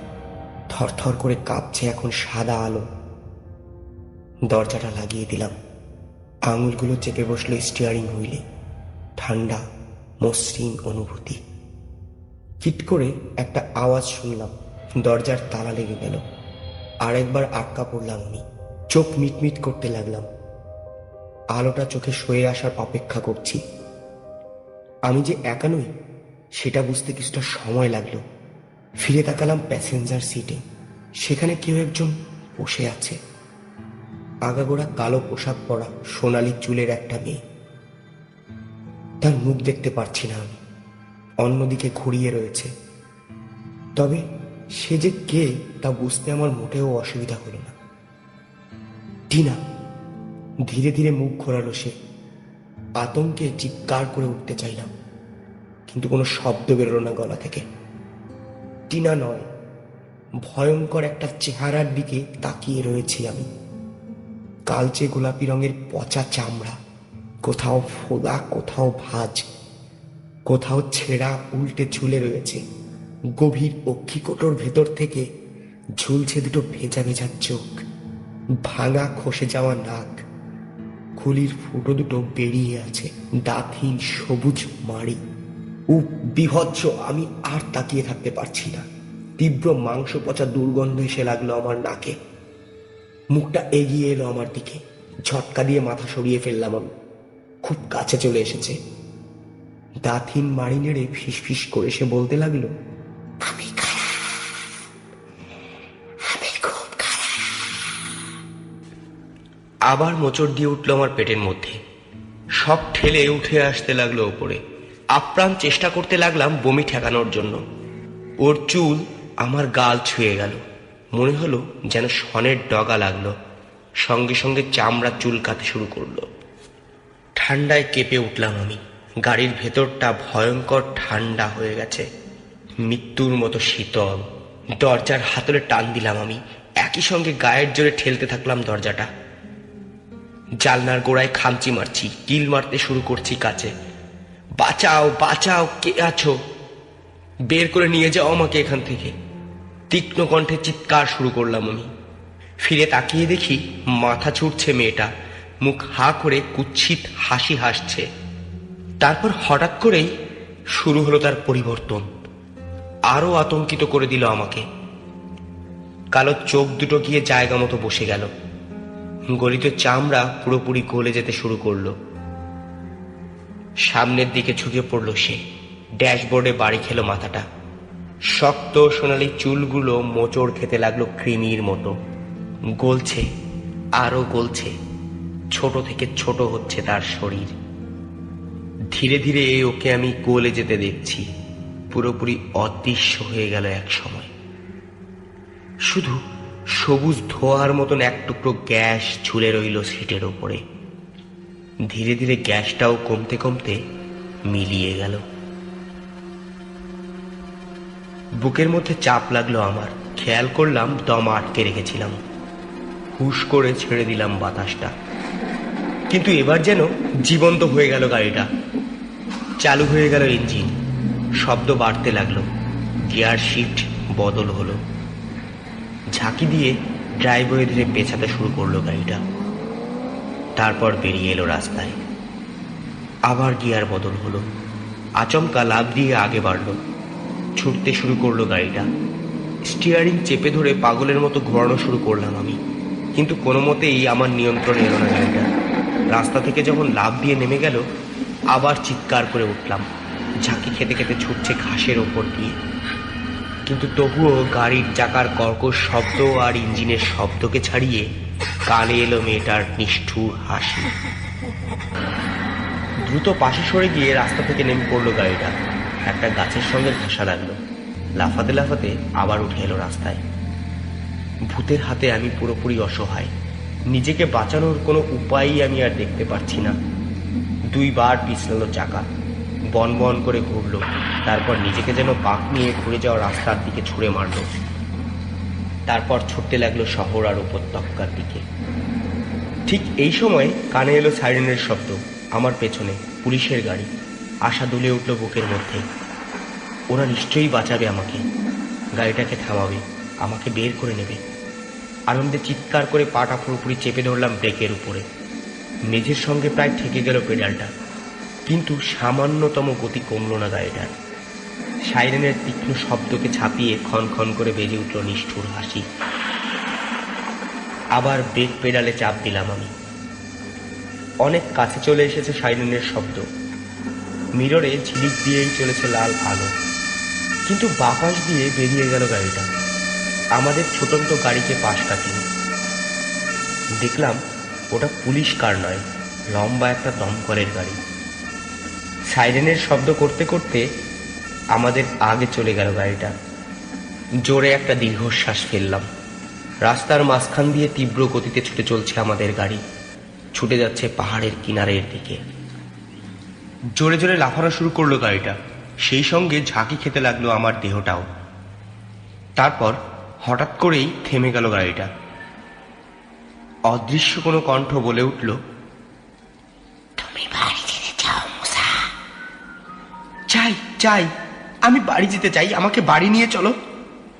বেশ, জবাব দিল সে। গাড়ির ভেতরের ঠান্ডার মতোই ঠান্ডা তার কণ্ঠস্বর। বাড়ি থেকে যদি তুমি মরতে চাও তবে অসুবিধা কি? তোমার বাড়ি থেকে আমি তোমাকে মারবো।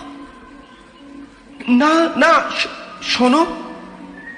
দেখতে দেখতে এতটাই বেড়ে গেল, মনে হলো উড়ে চলছি আমরা। মোড় বাঁক এঁকে বেঁকে উঠে যাওয়া পাহাড়ি রাস্তা, কোনোখানেই সামান্যতম গতি কমল না গাড়িটার। ধূসর ঝিলিকের মতো পাশ দিয়ে বেরিয়ে যাচ্ছে বাড়িগুলো। আমাদের পাড়ায় ঢুকে পড়লাম, নিজেদের ব্লকটা চিনতে পারলাম। দ্রুত, আরো দ্রুত ছুটতে লাগলো গাড়ি। আমি অনবরত পা চেপে চলেছি ব্রেক পেডালে, স্টিয়ারিংও ঘোরাচ্ছি, কিন্তু অসহায়, পুরোপুরি অসহায় আমি। আমার বাড়ির সামনে নিয়েই দুর্ঘটনাটা ঘটাবে সে, বুঝতে পারছি। বেশি কষ্ট পাবে না। যেন আমার ভাবনাগুলো পড়তে পেরেই বলে উঠল ভূতটা। চোখ বুজে ফেললাম আমি। দাঁড়িয়ে গেল গাড়িটা। চাকা ঘষার আর্তনাদ কানে এলো। চোখ মেললাম। সামনেই কমলা রঙের একটা দেওয়াল। আগুন। আমাদের বাড়িটাতে আগুন লেগেছে। সামনের চত্বরে দমকলের গাড়ি, গম্ভীর মুখ পড়শিরা ছড়িয়ে ছিটিয়ে রয়েছে ড্রাইভওয়েতে। কে ওটা? ফারিহা না? হ্যাঁ, ওই তো, মা বাবাও দাঁড়িয়ে আছে। কমলা রঙের আভায় স্পষ্ট দেখা যাচ্ছে ওদের আতঙ্কিত মুখ। আমার তো এই বাড়িটাতে থাকার কথা। ভূতটাকে বললাম আমি, ঘরের মধ্যে ঘুমানোর কথা ছিল আমার। ওখানে থাকলে এতক্ষণে মরে যেতাম আমি। তাহলে তুমি তো আসলে আমাকে বাঁচালে, আমার জীবন বাঁচালে তুমি। আতঙ্কে চিৎকার করে উঠতেও শুনলাম ওকে। কাউকে বাঁচানো আমার নিষেধ। আবার দেখতে পেলাম ওকে, ভয়ঙ্কর বিকৃত সেই পৈশাচিক মুখ, সনের মতো সোনালি চুল আর গলিত মুখ। আর্তনাদ করে চলেছে সে। আমি খারাপ, খুব খারাপ। আমি কারো ভালো করতে পারি না। কিন্তু করেছো, আমি বললাম। ঘর থেকে সরিয়ে নিয়ে আমাকে তুমি বাঁচিয়ে দিয়েছো, নতুবা পুড়ে মারা যেতাম আমি। তার মানে আমি ব্যর্থ। আমার জগৎদেবপুরের ক্ষমা নেই। চিরকালের জন্য মরতে হবে আমাকে।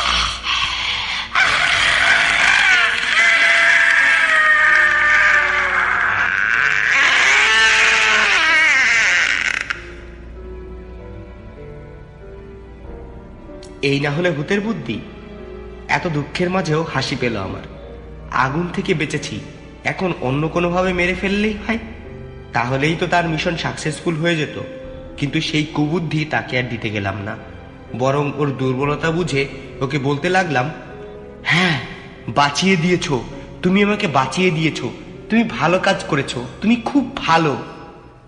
আমার কথায় কাজ হলো। তারপর কি হলো জানি না।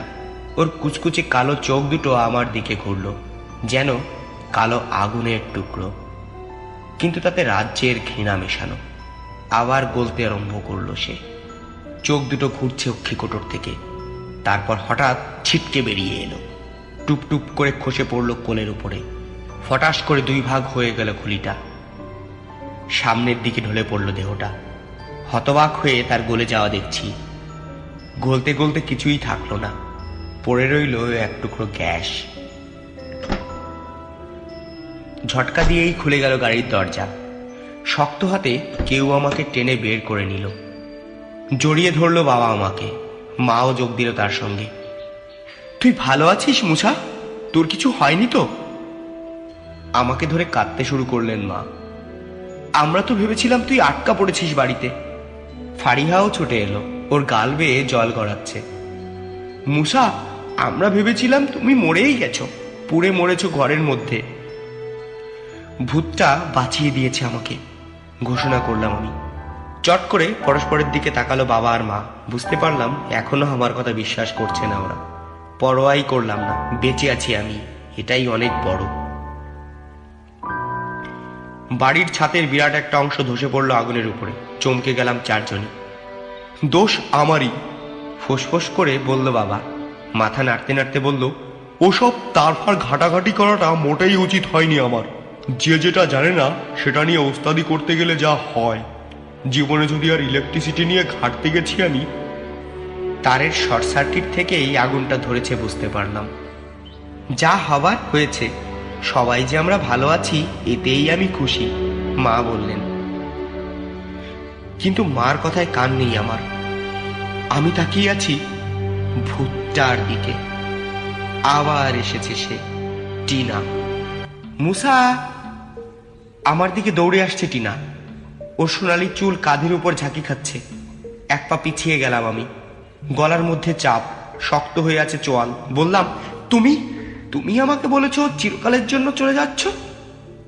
মানে? চোখের পাতা সরু করে আমার দিকে তাকালো টিনা। মুসা, তোমার মাথা খারাপ হয়ে গেল নাকি? থাক, আর ভাবভুনিটা করতে হবে না। তীক্ষ্ণ হয়ে উঠল আমার কণ্ঠ। নিরীহ ভালো মানুষ সেজে আর ভোলাতে পারবে না আমাকে। তুমি খারাপ, তুমি ভূত। চেহারার ভাব বদলে গেল তার। খপ করে আমার হাত চেপে ধরল। বাধা দিতে গেলাম তাকে। যথেষ্ট করেছো, আর না, দোহাই তোমার। হাতটা ছাড়িয়ে নেবার চেষ্টা করলাম, কিন্তু আমাকে ছাড়লো না সে। টেনে নিয়ে চললো রাস্তার দিকে। কি করছো তুমি? চিৎকার করে উঠলাম। আমি জানি তুমি ভূত, টিনা। আমি তোমাদের বাড়িতে গিয়েছিলাম, আমি তোমার ছবি দেখেছি। তার দুপাশে মোমবাতি জ্বালানো ছিল। আমার কবজিতে আরো চেপে বসলো তার আঙুল। চোখে চোখ রাখলো। তারপর বলল, আমি বেঁচেই আছি মুসা। আমাকে কি মরা মনে হচ্ছে? এই তো তোমার হাত ধরে আছি। এটা কি ভূতের হাত? কিন্তু বলতে গেলাম আমি, যে ছবিটা তুমি দেখেছো ওটা আমার নয়, আমার যমজ বোন রিনা। বেঁচে থাকতে ওই রিনা খুব খারাপই ছিল। তোমার বোন? দম আটকে যাচ্ছে আবার আমার। হ্যাঁ, একদিন গাড়ি নিয়ে বেরিয়েছিল রিনা, কিন্তু কি করে চালাতে হয় ভালো করে তা সে জানতো না। তারপর অ্যাক্সিডেন্ট করে মারা গেল। আবেগে ধরে এলো রিনার গলা। আমি সরি, বিড়বিড় করে বললাম তাকে। তার মানে তুমি জানতে গাড়িটাকে আসর করে আছে তোমার বোন? জানতে সে আমাকে খুন করতে চাইছে? মাথা ঝাঁকালো টিনা। ও আমাকে বলেছে, জবাব দিল টিনা। একদিন গাড়িতে বসে বাবার আসার অপেক্ষা করছিলাম। রিনা এসে উদয় হলো, ভয়াবহ যেন একটা জ্যান্ত লাশ। আমাকে বলল গাড়িটাতে বাস করে সে। বলল গাড়িটাতে আসর করেই রাখবে সে। প্রতিশোধ নেবে, এত অল্প বয়সে মারা যাওয়ার প্রতিশোধ। আমাকে বললে না কেন সে কথা? জিজ্ঞেস করলাম টিনাকে। বলতে তো আমি চেয়েছিলাম, বাধা দিল টিনা, কিন্তু বুঝতে পারছিলাম না আমাকে বিশ্বাস করবে কিনা। অনেক চিন্তা ভাবনা করে যখন তোমাকে ফোন করলাম, তুমি জবাব দিলে সব সত্যি তুমি জেনে গেছো। ভাবলাম সবই যখন জেনে গেছো, তোমাকে আর সাবধান করার প্রয়োজন নেই। প্রতিবেশী হ্যামিল্টনদের বাড়িতে রাত কাটালাম আমরা। পরদিন সকালে নাস্তার টেবিলে মা বলল, তোর জন্য খুব দুশ্চিন্তা হচ্ছে আমাদের মুসা। এই যে কি সব ভূতের কথাটা বলতিস, ভাবছি তোকে একবার ডাক্তারের কাছেই নিয়ে যাব। ঠিক তখনই পেছনের দরজা ঠেলে ভেতরে ঢুকলেন বাবা। হতাশ ভঙ্গিতে মাথা নাড়তে নাড়তে বললেন, শহরে যাওয়ার দরকার ছিল, কিন্তু গাড়িটা স্টার্ট নিচ্ছে না। গ্যারেজে ফোন করে মেকানিককে খবর দিতে হলো শেষ পর্যন্ত। কিছুক্ষণ বাদেই দরজায় টোকা পড়ল। ঘুরে দাঁড়ালাম সবাই। ধূসর ইউনিফর্ম পরা একজন লোক, হাতে টুল বক্স। বাবাকে জিজ্ঞেস করলো, আপনি ফোন করেছিলেন? হ্যাঁ, বাড়ির সামনে দাঁড়ানো নীল গাড়িটা দেখে এসেছেন তো? ওটাই, স্টার্ট নিচ্ছে না। বাবা বললেন। ওদের পেছন পেছন গাড়ির কাছে গেলাম আমিও। আমাদের বাড়ির পোড়া ধ্বংসাবশেষগুলো থেকে এখনো ধোঁয়া উঠছে দেখতে পেলাম। বাতাস ধোঁয়ার গন্ধে ভারী হয়ে আছে।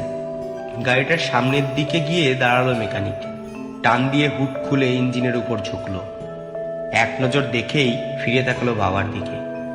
ব্যাপারটা কি বলুন তো? বাবা তো অবাক। ব্যাপার মানে? ইঞ্জিনের দিকে আঙুল তুলে লোকটা বলল, ব্যাটারিটা কি করেছেন? ব্যাটারি ছাড়া কি স্টার্ট নেবে গাড়ি? বিমূঢ়ের মতো হেঁটে গিয়ে মেকানিকের পাশে দাঁড়ালো বাবা। ইঞ্জিনের দিকে তাকালো। দীর্ঘ একটা মুহূর্ত বোকার মতো তাকিয়ে রইল গাড়িটার দিকে। তারপর আমার দিকে তাকালো, ফিস ফিস করে বলল, ব্যাটারি নেই, এতদিন তাহলে চালালাম কি করে? কাল রাতেও তো চললো। দরাজ হাসি ছড়িয়ে পড়ল আমার মুখে। এতদিনে বোঝাতে পারলাম তাহলে বাবা যখন বিশ্বাস করতে বাধ্য হয়েছে, মাকে বোঝানো আর কঠিন কিছুই হবে না।